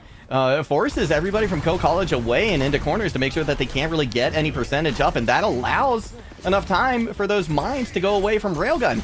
And now, one pick in on Zek the Snack, a minute and 30 left to go. We're gonna have to see Co College strike now, but it's gonna be so much harder without Railgun. Shatter comes in as well. They should be able to get Joker here, but no, the pocket from the Valking Mercy, far too much for them to deal with. So Co College will get the point eventually, but it took a long time. Yeah, that's the one thing that this poke comp has on its side, is just its ability to sustain, find health packs, not necessarily need a lot of help on their own. Like, Earth is there for Railgun to give the main healing, but like when V gets Valkyrie up, suddenly everybody just has the ability to go forward. They will make the swaps, and they will change off onto a bit of a different look here. They have 3 ultimates up. I mean, there's nothing really on the other side. Railgun's on both, and Pulse Bomb's up. There's no real clear win condition, but there is a trance versus nothing on the side of UCal Black to stop these offensive threats. So playing aggressively and getting value with each of these is going to be key. They just need to collapse in a timely manner and use the teamwork that they've found success with in the past to their advantage here. They've got the card in a great position to kind of start doing that. And the Discord Orb onto Stifty is going to be very difficult to shake, taking a lot of damage. They did get a pick onto Nico. Transcendence is there from Earth. Keep the rest of the team alive. Nico going to be able to rejoin the squad here in just a second. Well, this pick composition, kind of like we were saying, it's taking a long time for them to secure those kills. They're getting an early advantage, but they need to snowball this into a big fight win, and that's just not happening right now. No, it's a little bit of time lost. But the other thing is that UCal Black has to commit most of their resources into doing that. Great shot from Irrational, though. Great a header. They will get the hold here, and that's kind of then the thing that works. Earth committed that trance, and I'm not really sure what we were doing with it. I felt like it was trying to push aggressively, but it didn't really find the value. Now this Brawl Comp is primed to take the control and the pressure here. Yeah, and with Earth out of the mix as well, so much of the damage potential is gone from Co College, so this should just be a backup and a reset. Yeah, I mean, the swap was coming in eventually anyways. The Zenyatta value just can't sustain the Winston anyways, so full swaps in now. Now we're on the dive comp we want to be on. Again, but now that they have control here, UCal Black has this positional death ball just exactly where they need to be. They have a window, they have a shatter to pair with it, high noon, 4 ultimates on board. They are just primed from this wealth of ultimates to hold it here. Especially considering Co College has kind of corralled themselves in this corner right here. And recognizing that, Puffer goes ahead and launches the Amplification Matrix. So this has kind of been stalled out once again. The cart is moving underneath them, though. So Joker definitely getting a little bit of progress here. But now they need to turn this into an advantage. Disruptor Shot goes out. Not going to be enough to take out Zek the Snack, who's able to just back away from it. A little dodge and roll there to keep them out of the way. Sound barrier committed now from UCal Black. Not going to be enough to keep Stiff T up. Railgun makes short work of them with a Primal Rage. Lightning now forced to back off as well. and UCal just respecting what Co College is doing. Here comes the Kitsune rush as well from V. Yeah, that's a full disengage though. Like they will be here for the end, but that was the right call. It certainly was, and yeah, now we're starting to see the re-engagement come in. NECC with another big pick on the Nico. They have been such a huge part of the success that University of Cincinnati has had so far tonight, but Joker able to take out Lightning. Here comes a huge overclock, and even despite the shatter, Co College coming up with a win. Great play from that. 2 minutes on the clock and going, and they're rewarded with having this sound barrier for what is coming ahead. There's not anything they'll really need it for. Now that the swaps are coming in, we'll see Irrational pick up the Reaper. And yeah, I don't hate that. You need to punish this. We'll see Reapers on both sides now. We're done sneaking around. Joker will pick up the Ash. Yeah, we're just acknowledging that the map geometry has changed. We need to control high grounds a bit more, and I like it. Earth has this sound barrier. It doesn't really need to go towards anything, so it may just be used aggressively, and I wish it will get used aggressively here for Go. They're going to drop down into the thick of things. Not quite enough health to sustain themselves, so they back out relatively quickly. There's another Ant Matrix from Puffer. They've been just throwing these out left, right, and center. It's going to force Co College to back up, and with a minute left to go, that's a time that you really wish you had. Yeah, I mean, the sound barrier was a little bit less aggressive as you might have wanted it to be, but that's still not the worst thing. Zek still held on to this Deadeye, and it's the only thing really there. Railgun will swap over to the Diva probably for mobility here and to try to eat up a little bit of that damage. I mean, Zek's High Noon has to come up huge here to keep this defense alive. There's not much in the way because they just have to hit some sort of power with this. There has to be a pick made to set up the advantage. They survive in these 5v4s very well. And University of Cincinnati, you did a great job of just kiting back, recognizing they were down one player, and that allowed Lightning to get this sound barrier up, which could be the difference maker here. Since Co College, this is the final fight, and they don't have any ultimates on board yet. Kitsune Rush is here, so Nico might be able to charge this Death Blossom here, but again, they need to get this sound barrier out too first from Lightning. Railgun going down very low. There's a sound barrier to see if they can just secure these kills as everybody goes low, and that is exactly what they do. University of Cincinnati going to be able to hold on here at the 11th hour. I mean, that was the aggressive sound barrier play we wanted to see out of Co College, right? Earth did eventually commit it into the attack, but a little bit late to the play. It'll be the high noon just to kill the Tracer and try to force them out. But yeah, that was the aggressive sound barrier we were looking to see out of Co College in previous fights that didn't quite get there. So, just maybe a little hesitancy.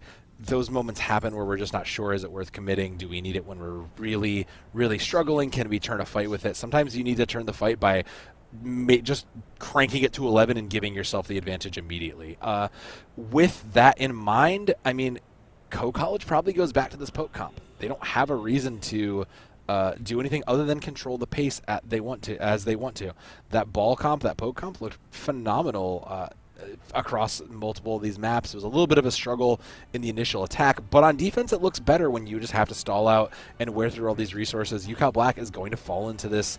They're just going to run this brawl comp. They feel comfortable here. They wanted to go to Midtown with this in mind. And again, just looking at this brawl comp, I'm really keeping an eye on Zek the Snek. He has shown up so much time in the kill feed, really capitalizing not only off of his team's play, but just also off of the mistakes of Co College, really just being able to catch out somebody who can be punished. And part of that is from Stiff T also. So the team play from this death ball of UCal Black has really found its footing on a lot of these comps. They just need to push through what is ahead of them. Co College opting into what was basically left off with the Diva, assuming there's going to be a lot of high damage. V, like Kiriko Zen's a little bit of a fragile backline. It is a decent chunk of healing. I'm a little concerned though, just because you're missing a little bit of utility other than just the maybe you want here, maybe you want speed, maybe you want damage boost. It's like Discord's good. I'm very curious to see how this line holds up though. Oh, Railgun actually takes a tremendous amount of damage just during the rotation from Cincinnati Black, so that does not bode well for them, I think. Discord Orb goes onto Stiff T. They're going to back up. Again, since they're on fire as well, they're just going to see if they can get some of their cooldowns back, like the Snek, making sure they're controlling that off angle, right? Making sure nobody's sneaking up on them. There's no sneaky Nikos anywhere to be found. Joker comes away with a pick onto Stiff T, though, so they're having a hard time peeking out, right? The moment they come out of that door, start to put a little distance between them, Co College they've got them surrounded, right? Where do they go? I mean, they were caught out by not having Lightning's speed boost there, and Co College recognized that, called that out, and played into it. It was a bit of a boxed-in room. It is the angle you want to take, but even rotating up to this high ground, you can see it. They're kind of stuck here, waiting for the reinforcements of Stiff T to come through, and he'll eventually get there. But now that they're full 5, this is possible. Zektasnek dies though, means this is just going to take even longer juggle, and especially now that Earth has Transcendence up, makes the next couple fights even harder. And being able to outduel Zektasnek on the Cowboy, might as well call them Wyatt Earth at this point. Yeah. That's going to be a huge thing they can do, because they need to be able to counter the sound barrier, right? Yeah. And so having that Transcendence as well, it's going to be a big part of it. And yeah, that is a huge disengagement from University of Cincinnati. I mean, it's just a full rotation out, and it's so much time lost. They're on the 2-minute mark. There's 3 ultimates up, including self-destruct. Puffer dies with an ultimate. That's huge. Wow! I mean, just absolutely massive damage coming in. University of Cincinnati just did not know what to do with themselves. I mean, fortunately for them, they held on to all their ultimates. Yeah, just acknowledging it was kind of quick in there for them, so they will have both of those support ultimates up. They'll also have a Death Blossom. I mean, but it's 4 on the other side. Kitsune Rush was used. Co College just has an advantage in a longer game in a lot of ways, so an early Bob to set it off, and that's it. It's over. They do get 1 pick, though. Stifty is able to find Joker, but not before the Bob gets in there. Here comes both the support ultimates, 3 of them actually out. Both of them from the side of UCal. Nico comes in with a Death Blossom, though. Not going to be able to find anything as the Shatter lands, so Irrational says, I've got 1, too. Able to get a pair of picks with that. Stifty does eventually go down. It's definitely not over yet, especially considering Earth is working overtime now. A Discord Orb doing a lot of damage. Going to be chased out pretty aggressively by Lightning. In the meantime, though, UCal finishes up the rest of the picks. Earth, though, they're not going to go quiet. I mean, that is an aggro Zen. And that is a really aggro Zen, yeah. I mean, considering Co College had the initial pick there, to lose that fight is really rough. They will draw the time in the last minute, and I mean, the contest is here. It looks like the reinforcements are making it, but I don't think it'll be enough to really do that. And yeah, I mean, I absolutely expected UCal Black to win, obviously, as we all understood when I said it's over by the first pick. But I'm. Like, that just really is a credit to UCal, though, right? Man down in a 4v5, they acknowledged that they needed to play together as a unit and just tighten up their play to come and bring it and keep themselves alive. They bought themselves some more time now. Zek does have the only ultimate for them. There isn't much. There's on the other side to stop it, but it's not going to get a lot of value. Kitsune Rush probably inclined to win and tip the scales here. It certainly is, because, you know, if you use it early and they try to use the Deadeye to counter, you can just disengage using that extra speed. Sure, it's not the way you want to use it, but it could definitely help you out there. But with that early pick from Zektasnek, that's going to allow a couple of the other ultimates to come on board here. Most notably, this Amp Matrix, and now Co College trying to force their way through it. It's not going to go well for him, as Earth found out. I mean, that's a huge pick in its own regard. V still holding on to Kitsune Rush, though, tells me they're going to play for the end of it, which is, I think, is the right call. Zek still holding on to that. But they did, more importantly, build a Shatter. And, I mean, with tank ultimates up on both sides, it's going to be interesting because, I mean, the ultimates just favor Co College in their aggression. So an aggressive play from Co College should be huge here. Big Shatter comes in from Stifty. It's going to be support ultimates everywhere. 3 of them used once again. The Zektasnek now tries to get something done with the Deadeye, but maybe not the right time to use it. Picks coming in now handily for Co College. They're going to stop this cart in its tracks. Yeah, and again, it'll cost them most of the ultimates, but you're fine with that. You don't have a lot of time. You don't have as many fights to win, so that's fine. You have self-destruct, so your Diva has a lot of longevity going into this fight, especially versus Irrational's Death Blossom and Puffer's Amp Matrix. There's nothing to answer those, though, so I'm really, if Irrational can find an angle and get some value with this Death Blossom, this should go the way of UCal Black. There's nothing to stop him from getting this Death Blossom value, just his own play, really. They just need to demech Diva, right? Yeah, and that's it. You know, Railgun, they're going to expect, right? They're going to be able to get back into their mech with a self-destruct, right? But that's going to be a short window of opportunity for Irrational. But considering Puffer already has the Amagix, they can use that to demech Railgun now, so they're probably going to be the primary target. We can see Swifty swinging on them with Reckless Abandon, looking to take him out. Puffer is down, but it's definitely not over yet. There comes the Death Blossom right after 5K. Wow! 5K as soon as the Diva's demeched. Wow. Huge play great from call. Irrational. Yeah, that's what we wanted to see out of that, right? Was just waiting out the longer resources that Varsity had is just great. Irrational earned that ace hands down. Now the flip side is they don't really have much going into this next fight, so they'll have to make this pretty cut and dry, and they have to make it move fast. College has ultimates on the board, and UCal Black needs to push this aggression with the tempo they have. Being on fire, though, is definitely not the place they want to be pushing. They were able to get rid of it, but here comes Bob now, and it's a Bob in the back line, too. So beautifully placed by Joker to really negate the shield. Nice shot onto Puffer as well. The Immortality Field is out, but it's not going to do any good. Lightning dies as well. They do have a sound barrier for them for next fight. Ooh, yeah. Look at that. Okay. Both supports down for College. They're going to have to back up.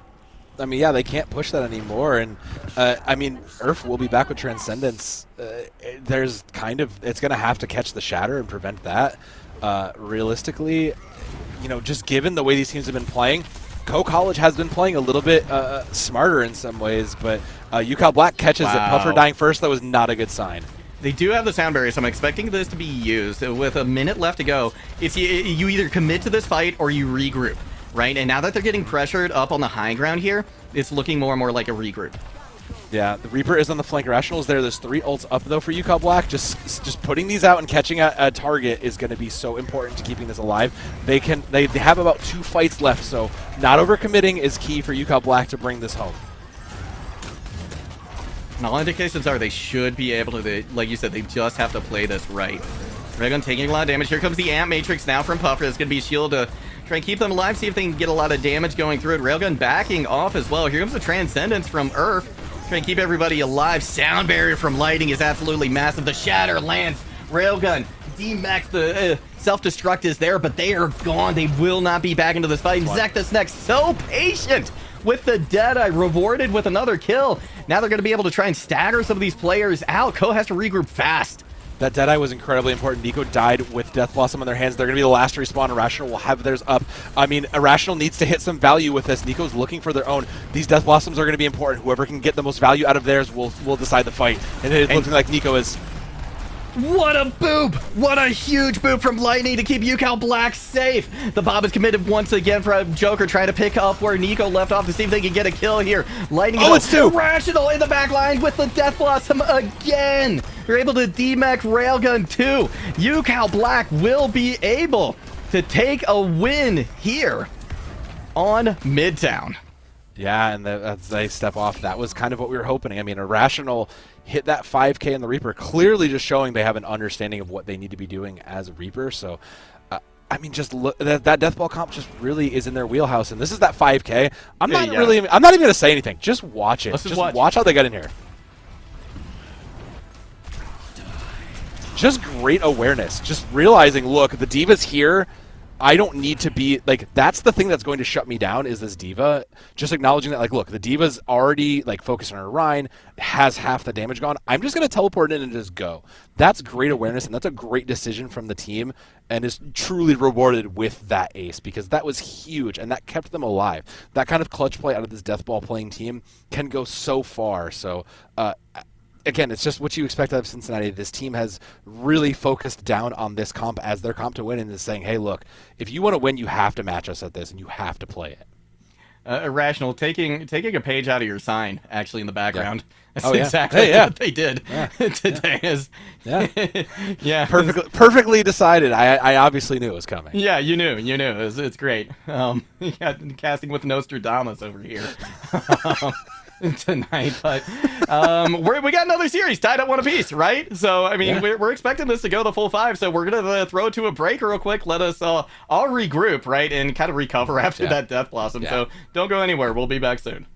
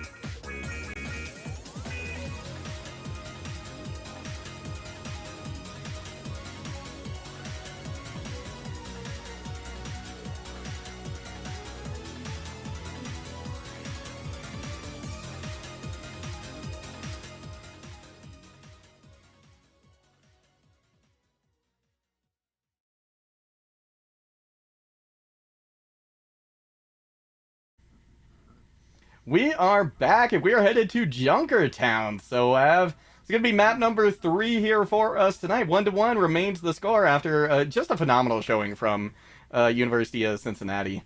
And, was it irrational with that? It's irrational with that 5K. Yeah, I mean, what else needs to be said?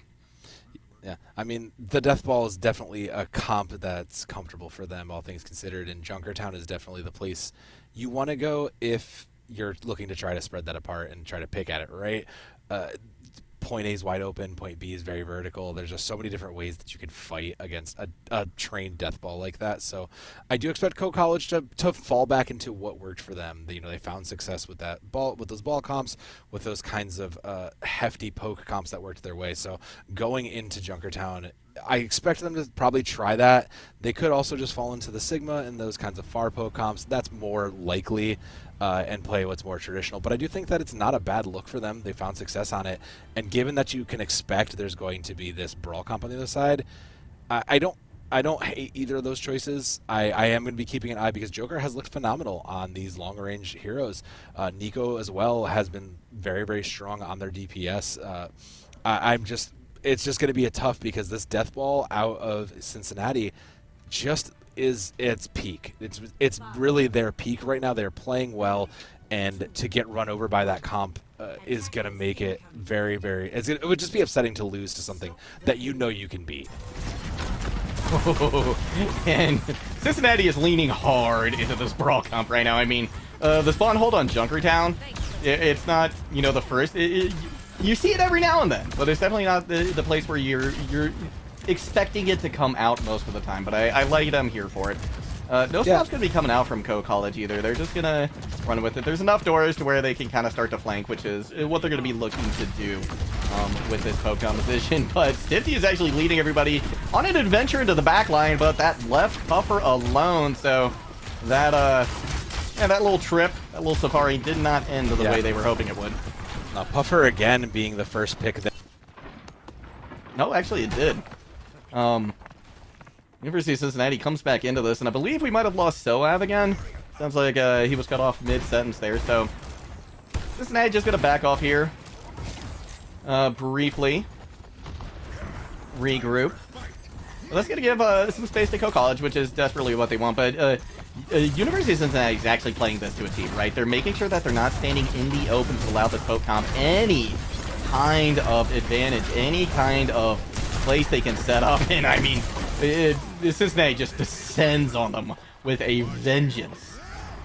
So, Co-College, this is 3 fights in now, minute and a half burnt off the clock, and honestly, one thing I think has been a kind of a common thread between both of these teams is that their defenses have been great, right? It's been a lot for either of these teams to really kind of break through, track through the initial setups that the other is putting up from a defensive standpoint. Railgun has conceded. They have to go back to the Wrecking Ball, even with Irrational on the May, too.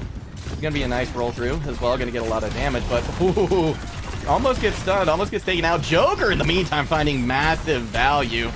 Nico now trying to hunt down May. They're going to use their Ice Block to stay in the fight. Sifty still on point as well. Wearing a Discord Orb at the moment, that's going to give them a lot of trouble, and Co-College finally cracks the safe at University of Cincinnati had locked away all their success in. There's going to be another recontest coming up, though, and there will be 5 ultimates online for University of Cincinnati, and they're outpacing Co-College so much because they just won both of those fights so quickly, so efficiently. They're going to start with an amplification matrix as well. That's going to allow Stifty to start to push out, but turn right around when they see Railgun in the backline, but that amplification matrix works both ways, and once again, the hold is good, and it only cost them that amp matrix. I mean, Co-College has been pretty solid about using and saving their ultimates. They did eventually fall into the comp that I was expecting to. I'm back also, hello, hi. And to explain to, but there's just too many ultimates in this Death Ball right now. This barrage looking to be huge, though. Massive. Take out 2 pinnacles of the organization here for University of Cincinnati, and with them gone, second point is going to be theirs for the taking. Yeah, I mean, that's what Co-College's comp wants to do, right? Create some chaos for this Death Ball comp to eventually just separate it and find the weak points, find the moments you're not looking, catch them off guard, and it's just that with Joker. So they'll make the swap here off onto something a little bit more ground focused. I think it might be even be the Widow, yep. But UCal Black still now having moved into more of a poke comp in themselves, just a little bit tough. I've been kind of watching Puffer be the first pick in a lot of these, and I really want to see those immortality fields save themselves. Be a little more selfish, and he's gone. And he's gone. Yeah. White Earth on the prowl once again, taking them out. Slam does land. Unfortunately for Railgun, they don't get the adaptive shields they were looking for either because of that, so they tuck tail and run.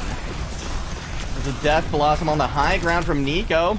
It's going to be the Transcendence as well to keep them up through all that damage because, surprisingly, they did not get any kills. It was great sustain coming out from Cincinnati. In fact, they're going to turn things around.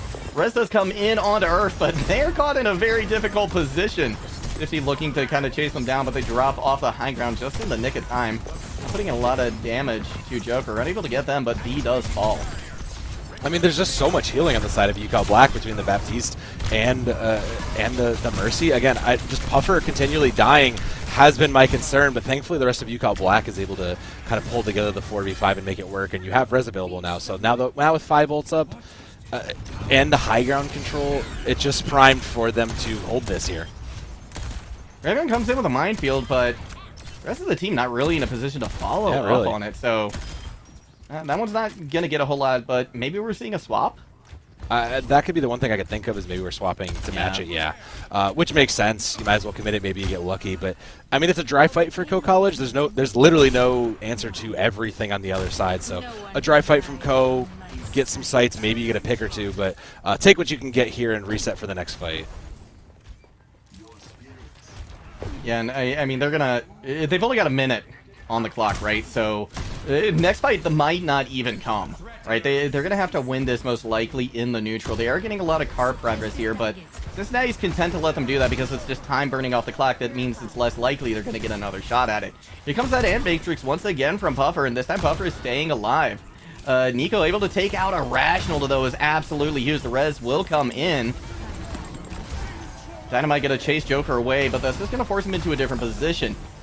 Comes the Gravitic Flux, finding Earth in the back line is tremendous, but the heals are there. B drops back with the TP in order to find them. Rational holding onto the Bob, looking to commit this at the last moment, but 2 quick picks from Zach make it 3. That's gonna shut things down. Co College might not get a recontest if Railgun is on the Sig. They're just gonna die on point. I mean, they had to, I guess, at that point. You're in the, like, there's no world there's another fight in. It's 10 seconds. The Tracer is going to be the last touch, if anything. Joker is there, but it's a rough fight. You still have a Bob to contest with, plus Valkyrie. Oh, that's over. Wow. Oh, but yeah, Irrational down is big. Here comes the Valk. They might go for the res as well, so Railgun and Joker are going to need to try and cover that. Puffer going down, too, so even if you get the res on a 1, you're going to miss the other. Dragon Strike going through point, too. That's going to separate everybody there. Co College, though, coming back. Nico is down. Earth has to use the Transcendence to stay alive. Is it going to be enough? Now there's the Kiriko, the Kitsune Rush as well. So much damage coming in via Earth, but now there's a Bob they have to contend with. That's going to gun them down very quickly. Up close and personal as well. They get a lot of damage in, but just the ult bank from Cincinnati. It's going to be too much for them to handle. Great awareness just to draw out the fight. I was a little concerned when they chose to res Puffer over Irrational, but it was the right call in the end. My thought was maybe they could get Bob out and clean it up, but they played the longer game, and that worked out for them in that regard. So, I mean, 1 point and almost 2 is a good start for Co College. They just have to continue to push against that. Now, UCal Black, on the other hand, they keep winning fights 4v5. It's actually really impressive because Puffer is continuously the first pick, but they either res it or they bring it back in, and it should, in theory, be like an indicator that fights aren't going their way, but UCal Black continues to pull it back here. Now having to attack this bit, I mean, they looked good on the poke. I think they're feeling themselves here. Puffer is going to swap over to the Ana, and I don't hate it. Especially if you feel like you need a little more self-defense, that's a great swap. I think he's coming in here in Co College, playing, feeling very strong with what they have. Also, it's hard to say with this matchup here because it's been close for the most part, with the exception of Puffer constantly being a first pick. So if UCall Black can smooth out that little bit of a problem, they should be in a position to close this one out and take home Junkertown. Definitely not a foregone conclusion, though. I mean, while that was is that kind of the distance they got it? They got the card to, in my opinion, is it's almost like this. It's right on the line, right, of being, you know, very winnable. From the defense perspective, right? Like, it's a good distance, but it's not great. So, I think a lot's going to come down to just how long Co-College can hold back Cincinnati here on first as well. And a lot of that's going to come up to Joker, who has looked good on these long-range hit scans, but, like, honestly, was pretty silent at the beginning of that, whenever they were on the Widowmaker, at least on attack. Yeah, I agree. The Pharah was just a way better look from Ko, and I understand the desire, and then just prove me wrong. Absolutely just continue to do that, because that was a great shot, and that's what you're needing from your long-range hit scan. Yeah, unfortunately misses the Mercy on the res, though. But again, it's Puffer falling first, right? Which is, it just continues to kind of be an issue there. Joker taking a little bit of damage from the side. Not going to be enough, though. Beautiful headshot onto Irrational as well, so Joker is finding the success they needed on defense, and maybe they just needed a place where they could hang out and hide, right? It's a big difference pushing into somebody as Widow versus being able to kind of hold your ground. I mean, yeah, but the thing to all this is that UCO has been holding their ground. It's stuck at this underpass, and as these ults continue to grow, there's nothing really to kind of break it here except for Stifty. I mean, like, the res just continue to come through for UCO Black, so all these punishes just kind of get erased, and there's not much coming their way. Lightning will eventually get this Valkyrie first. I don't know what they're going to do with it, though, for certain. V's Kitsune Rush strikes me as the first thing to really be impactful coming into this next fight, though. And especially after this, those sights coming up huge. Gravitic Flux as well. That's going to be easy it's a shooting range. Joker. I mean, that is... Wow. We're talking Duck Hunt levels of easy when they're immobilized just like that. Line him up and knock him down. Yeah, we wanted Joker to show up on this Widow, and that was some phenomenal... Like, you had sights, but that's still a lot of teamwork, right? Just knowing that, like, look, sights are still up. Let's just lift them up in the air. Joker's hitting shots. Let's engage on that, and let's do that. Great. Co-College, Trance is up, probably for Flux. I mean, Nico now has to kind of make this Dragon Strike work out of nothing, because the Nano's going on to Zek, and that could be a problem if he gets lines of sight. And Zek is very good at finding those lines of sight as well, so it's going to be up to Joker, I think, right, to really keep them at bay, just kind of keep them aware of where they are. This is a nice Dragon Strike coming in. Double support ults committed from UCal Black, are forced to use the Transcendence as well. Zek the Snack out with the Deadeye, finds Railgun. Just about as big of a pick as you could have asked for. Able to take out Joker, too. This should be the first point. Even with that exit pick on the Lightning, the point is controlled by Cincinnati, and they will, in fact, take first. Yeah. Again, it was just a case of getting Zek into position to really aim those lines. Joker has been controlling that space just through those Widow shots, but I mean, Zek is also no slouch on this Cassidy, so really, it's going to come down to who gets the positioning of this high ground on B, because getting Irrational and Zek that position to fire as they need to is going to be so huge, and Stifty is up there. They will be able to contest it. I mean, sights up. Irrational needs to put on a heck of a performance to match Joker, though, with this. And Joker certainly has been the wild card and already taking out Zek the Snack, forcing the res. It's going to be big, but Zek the Snack, look at this flank. Going for the sneaky cast, but V, aware of these shenanigans, going to call them out on it, force them back.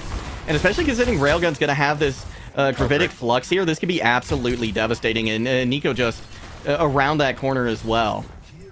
University of Cincinnati doesn't really know what they're walking into, I don't think. And now with the sights on for Joker, too, there's more time off the clock here, but they've got to be perfect. They cannot lose any fights here. I mean, they have about 2 left, and like you said, they have this Flux up. There's no answer for it, so this should be able to hold between Flux and the incoming Kitsune Rush. It just depends what they find, and Nico finding an opening pick is huge. Nico's huge. Yeah, especially considering I don't think the res is quite back online yet. Big accretion from Railgun, too. That's gonna win that fight. Yeah, again, just buying more time off this clock for College. They joke with just allowing Joker to have these sight lines has been huge. Again, they've just been able to hold that. They still have this flux. There's Valkyrie, which should be enough to live them through it. So it's going to be tough for UCal Black to make any sort of change that will impact this. It looks like the Genji is the call, and it can get some... I mean, you should be able to harass these snipers, and that's really what you need to do for success, is just doing that. So I'm keeping my eyes on Irrational here. They're going to try and build this blade as quick as they can as well. Likely looking at it for next fight, though.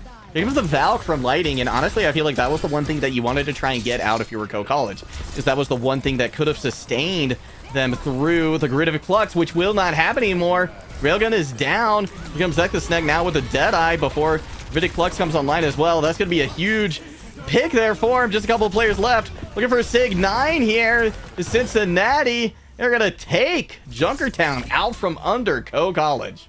Yeah, the Genji swap did a lot. It just forced the Widows out of position. The hit scan, the long range just never really had the chance to own the sightlines and contest it, and it was a good look. And I mean, we know what play this is. Joker just put in phenomenal work on this Widow. Realistically, you know, teamwork makes the dream work in a regard, and this was a lot of the team coming together, just catching that up. Yeah, easy. That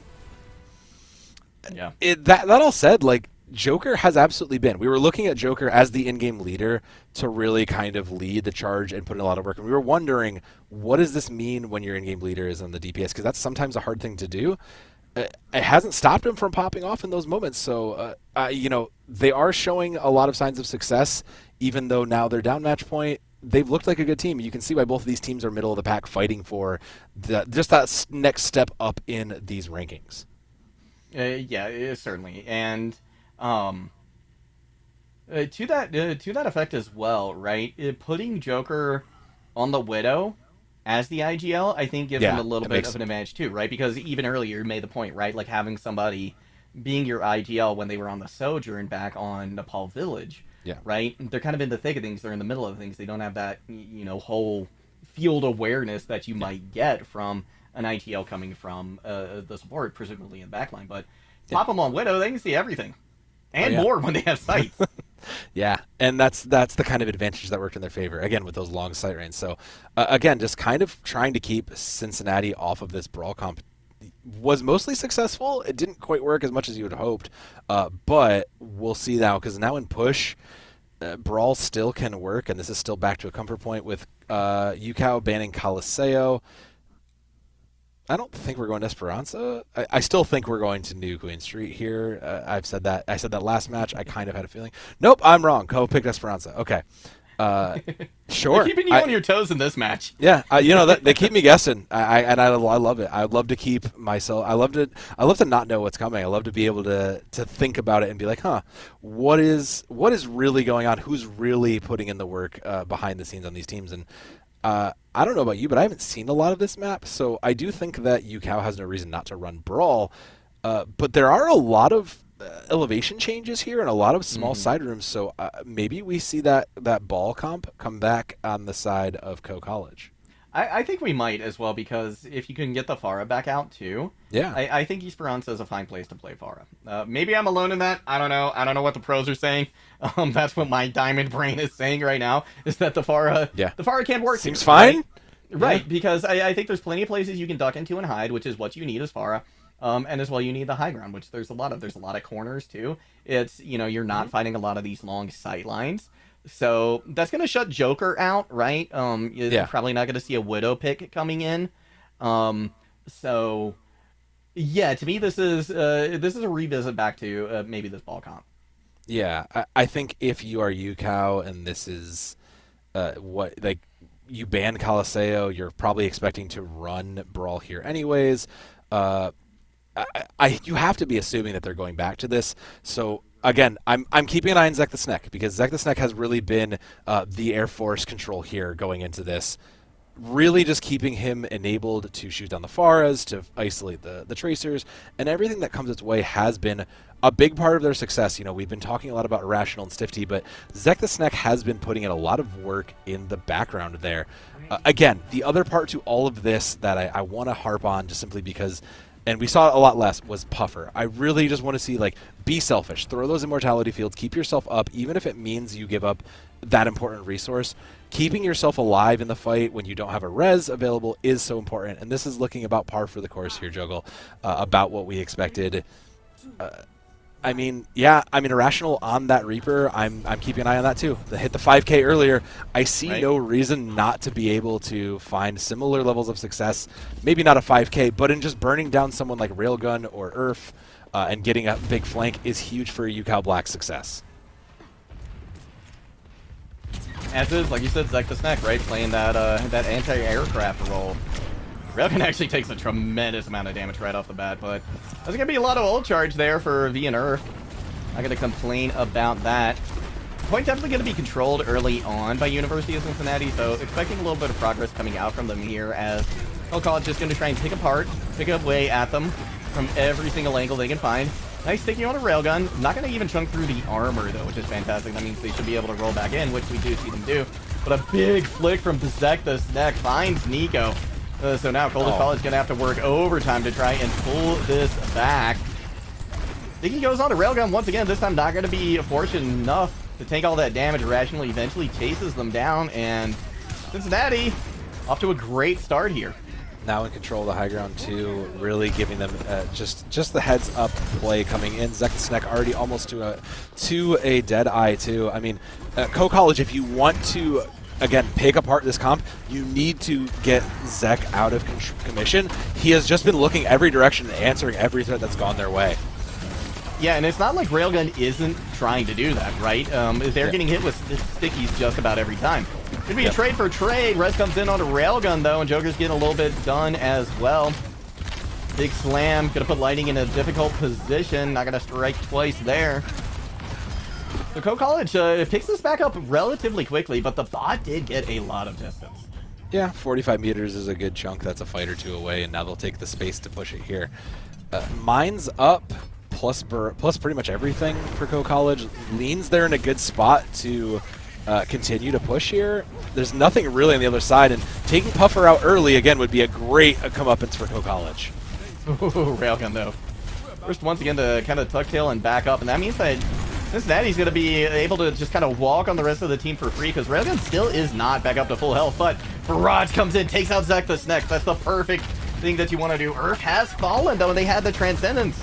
That's unfortunate because they certainly could have used that to stay alive, and now sight set once again on Puffer, but Lightning has the sound barrier, right? So if anybody goes down too low, they can just use that. Puffer down, though, again, does not get it out before when they need to. Yeah, somehow gets the Pharah. But actually, the Death Blossom is a sphere. I don't think a lot of people realize that, but it's actually just a sphere. It hits above you as well, so they do get one kill, but College firmly in control of that fight. Yeah, it was best. It was destined to them simply on the ultimates, but the important one being they saved Transcendence. There was nothing really to commit it into, so even in this upcoming fight, there's really not a lot you need to save it for, so College has an answer to probably Zek the Snack, and again, just continuing to keep Zek the Snack, just contested is part of Co's success here. They need to do that, and that may mean throwing this Trance at the Deadeye. Exactly, right? Especially if the Deadeye has the window with it as well. Puffer coming out with it early on, but again, just cannot stay alive. Didn't see the Immortality Field come out either. And this is just puzzling at this point. Railgun going into the back line again, but Joker down. Zek the Snack finds V as well, so no more aerial threat at all. There's not going to be a res on board. So Cincinnati's going to get the card, and one thing that I want to mention too in the waning moments of this fight is that, even on the fights that College wins, they're not going to be able to contest the cart like Cincinnati. So Cincinnati is going to get a lot of progress for it, even on fights that they lose, like this one. Yeah, that's just kind of the trade-off. The cart went back. Comps. Yeah, it went back to mid. Someone was able to contest it, send it back to middle. So, I mean, Urf's still holding on to Trance. It's now good for the Shatter, so it has to come out for it. Yeah, they're going to want to make sure they're in a very safe position. Big slam coming out onto Irrational, unable to quite get the picks. Was Railgun. There comes the Shatter. They do find Railgun, but they have a hard time catching up to him, and the support is there. The support is there, and now Stifty is chasing him down angrily. They do not want them to get away, and that puts them out of position. Urf has to use the Transcendence as well, but Railgun finds a pick onto Irrational again. Here comes a pin onto Nico, though. Oh, you gotta feel good when you can catch one of those and you're Reinhardt. They're finding Zek the Snack too. This is Co-College. Yep. Possibly coming away with a fight win, but V going down. It's certainly not over yet. You got Black forced to back up there. They're not going to be able to contest, and Co-College gets the lead here, which is huge. The kind of concern I have with UCal Black's comp versus this is there's not really a definitive win statement in a lot of ways to it. It's a little flimsy in some ways. They do have a sound barrier, like they have a lot of options for things, but it requires, you know, putting two of these together as opposed to Co-College where they just have to win on making a 2 or 3v1. So it can work for them. They just have to kind of work a little harder for UCal Black to really control this bot. Here comes a minefield from behind. Lighting. Doesn't use the sound barrier, actually. The immortality field is there, so Puffer really on the mark this time around. Does pull that out, so even though there were no kills, now there's an opportunity for Co-College to get something. But I mean, they're staring down the barrel of 4 ultimates right now, which is quite a bit. And I mean, look at how much card progress this has, right? And Nobody's won the fight yet. Co-College is going to pick it back up, but that's the strength of this comp from UCal. I mean, and they just keep pulling bot back, right? Like while nobody's contesting it, they just keep getting their way. So they'll slowly get this out here. And again, Zek just is able to free fire into this fight, not giving this up. And now they're going aggressive juggle. Yeah, Earth still does have the transcendence, but look at this. The DPS coming up big for Co-College. In the meantime, they all have their sights set on Earth. Missed the big picture. This is the DPS killing the backline. I mean, they got what they needed out of it, right? You needed your DPS to come alive, and Joker continuing to put in that work. You know, maybe needed a map or two to get warmed up, but has, again, looked very, very good on this Pharah. They'll push, and then they'll have that forward spawn. Stiff T going to swip over to the Ramatra. Yeah, I do like this a little bit better. If you're going to try to control the point, Annihilation's way better for that. It certainly is, but I don't think it really addresses necessarily a lot of the problems. No, I agree. They're coming up against, right? Because who are you swinging on? Who are you pummeling? Right? Everybody's going to get away. Nobody's going to be in any kind of distance. The only person you can find is Earth, and they're going to be playing from the back line or killing your snack. Who had a Deadeye as well. Irrational going down very low, too. Going to be taken out almost immediately. And again, kind of playing seesaw with his card, but you know what? Wow, NECC. It's slowly seesawing more and more in favor of Co-College. Yeah, I like, for all the back and forth we're having, Co-College continues to build progress on this card, and that's really a testament to their comp. Just by saying, look, like we have advantage. We don't need to full cap this. We can just run down the 10 minutes with our comp that has a big sustain. Plus now 3 ultimates up. There's nothing to stop them. Co-College should get more progress on just the firepower alone as long as they find value with it. That Discord orb as well onto Stifty is going to be rough. Joker does go down, but the res is going to be there. Let's see if they can pick him off again. Not going to happen. Nice stick there. Doesn't quite get the kill either. There's a couple of one win condition out. Puffer finds Joker this time, so didn't even have to rely on Irrational. We're getting into the mix, and that's a lot of ultimates on board too for Cincinnati. Yeah, they're coming into most of theirs. I mean, Nano Ramatra is going to be huge here. That late pick from the background is also huge. Now they can finally start making some cart progress. And, I mean, it's just going to force Co-College to take the fight on there. But getting Joker's barrage needs to get stopped. Otherwise, it's just going to continue to find value. And it needs to come from Zek. They really just need to enable him to go. It's probably Electric Cowboy time here. Yeah, it may be. I think it'd be a really, really good option. And honestly, after this, I think Co-College might opt for a switch. Compositional switch, because now there's 3 hit scans looking at Joker, but still they get the finds kill. One. Yep. Still they get the kill. Neko gonna be able to find Zek the Snack as well, so you know what? It's still working. Maybe they don't need to swap. It is working in their favor because this Brawl comp really can't, like you said, how are we interacting with this poke comp? They're getting picks and they're getting enough to stop when they have to push the cart, because that's where this poke comp struggles. It can't necessarily keep someone on the cart at all times, and then the Brawl comp can't answer it. We've actually hit a bit of a stalemate. The only thing now in UCal's favor is that they have 5 ultimates up. There's nothing to stop it. This should just win, but they can't. They have to keep moving it, though. They can't afford to use all 5 just to win one fight here, Juggle. They're running out of time. 30 seconds means they have to stay on this bot and not overcommit on these ults to keep themselves alive and close out the match. Nerf has the Transcendence as well, which could be a great answer to the Annihilation that's going to be incoming. But look at this, 2 quick picks right off the bat. Everybody's busy looking in the air. They miss the Tracer in the backline. The post lands too. This is just domination coming out here from College on Esperanza, and once again, so we find ourselves headed to map number 5. It is on the cusp of glory that we all stand here as College pulls themselves in the reverse sweep, and I mean it was well deserved, right? They're kind of making this comp that has the advantage, like it works in their favor. But you saw it, like you said, there's 3 hit scans out there. They could not get Joker in control, no matter what they threw at him. Joker just consistently had it. And again, talking about in-game leadership, talking about how do you get your team that information. The other good place you can really get that information is up in the sky. And aerial view will do a lot of work to help say, like, look, I need support here. This person's not looking. This person's isolated. How do we and capitalizing on that? So, like a great read from College to keep themselves alive in this reverse sweep.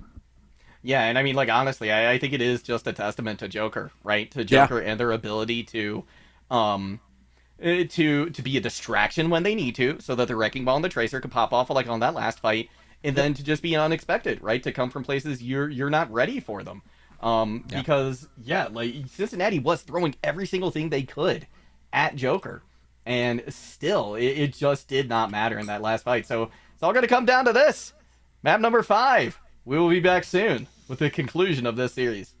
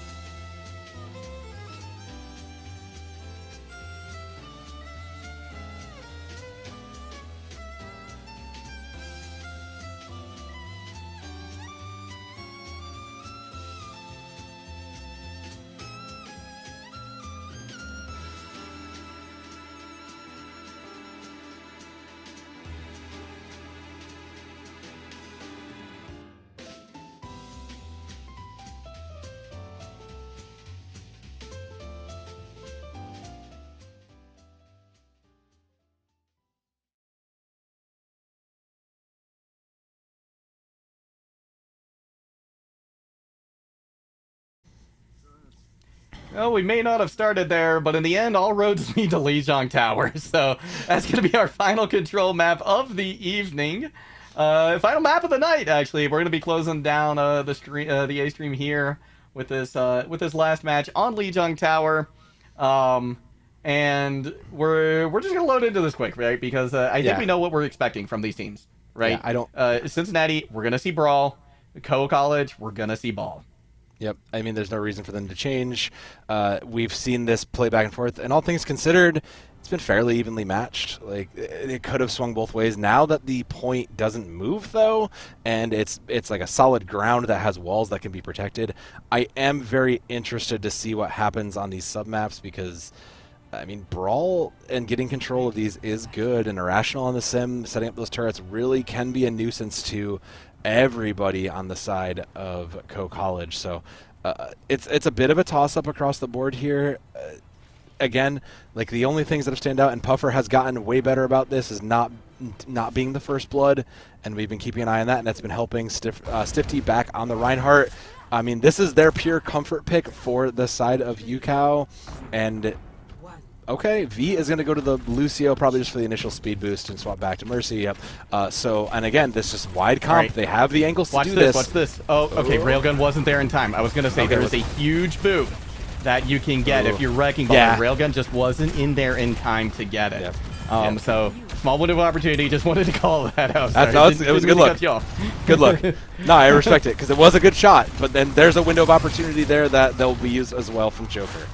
Yeah, exactly. And now everything's set up on point here, so yeah, College, Railgun, I think, just trying to test, see if there's any other turrets in there. They do find one, so they know not to go in that way. We're going to see him move to the other side. They almost get a boop off the point. Joker does finish off Irrational.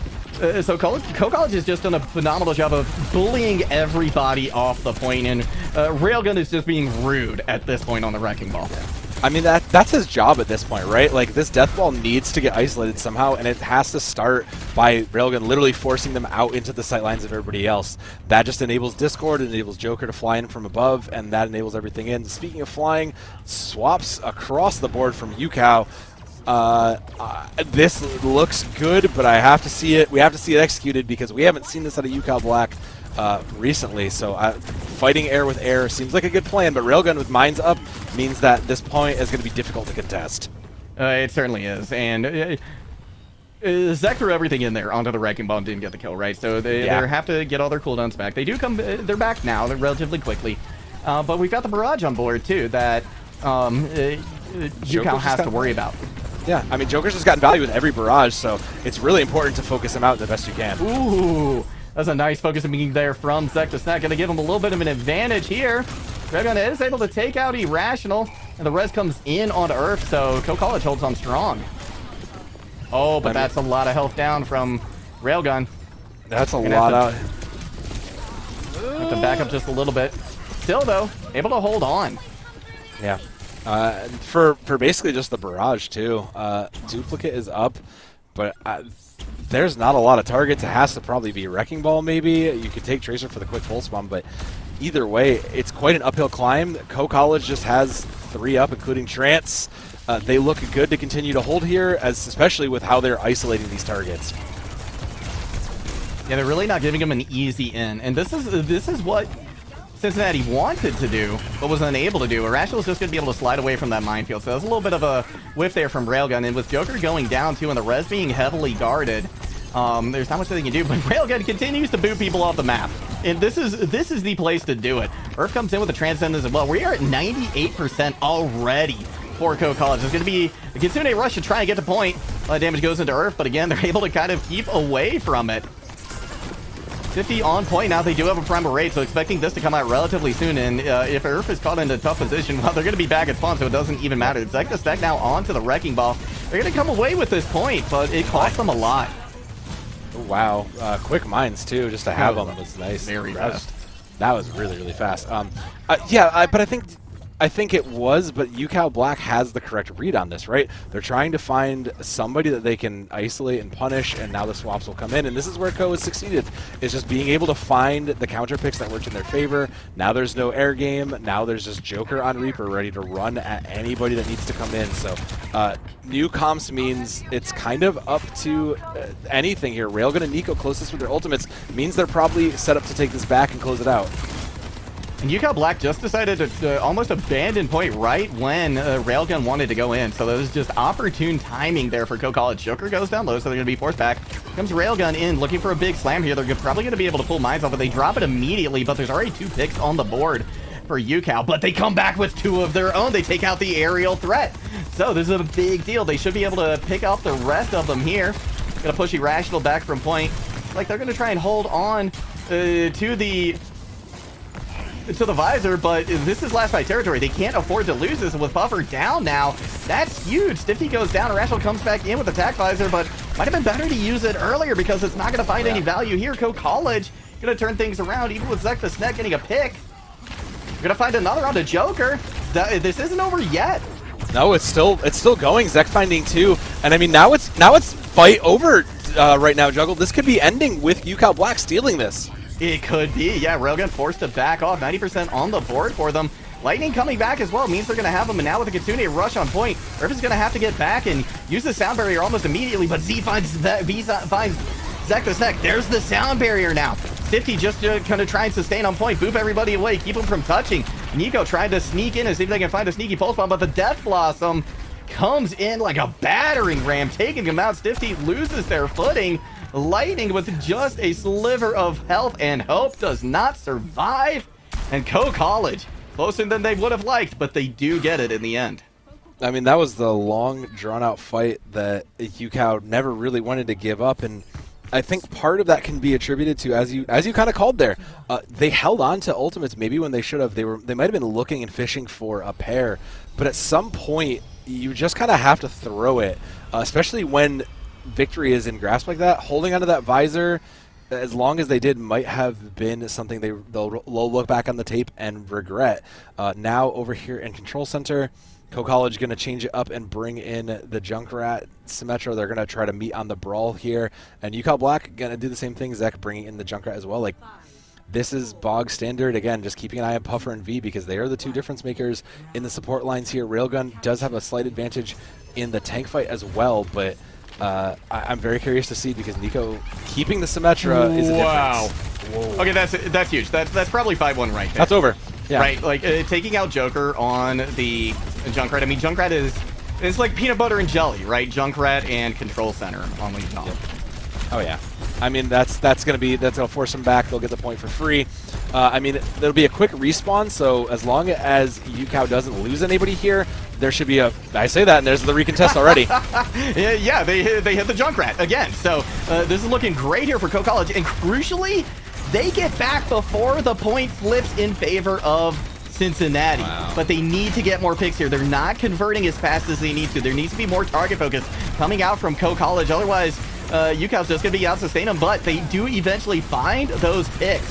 It's going to take a little while, but they come in, and crucially, no percentage on the board for Cincinnati. And Puffer again was the first to get caught out, just on that high ground. 3 swamped him, and was the first to fall there. Now they'll take this aggressive position. They have a wall in favor too, plus Kitsune rush.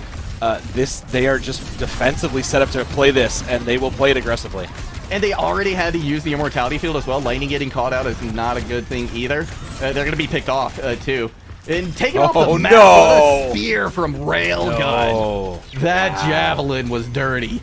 That was calculated. You committed both your ultimates though. Railgun does have Terror Surge up, but I mean, it's just hitting spears, so value is there.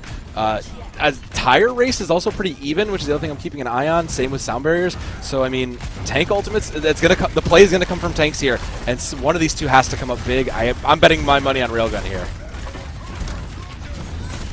Yeah, crucially, they're holding on to a lot of their abilities here. Here comes a big fire strike through a window. It's not going to catch anybody this time around. Joker's going to let loose now with a Rip Tower. See if they can find someone. Going through to the back line, right in front of the Amp Matrix as well. That takes out Earth, who had the sound barrier. as well. It was huge value coming out from Cincinnati, but still they haven't gotten the picks. And now Lightning's down as well. They had a window of opportunity and it's almost gone completely. Here comes the sound barrier from Earth. They're just going to be able to sustain. University of Cincinnati has to back off now because this is last fight territory.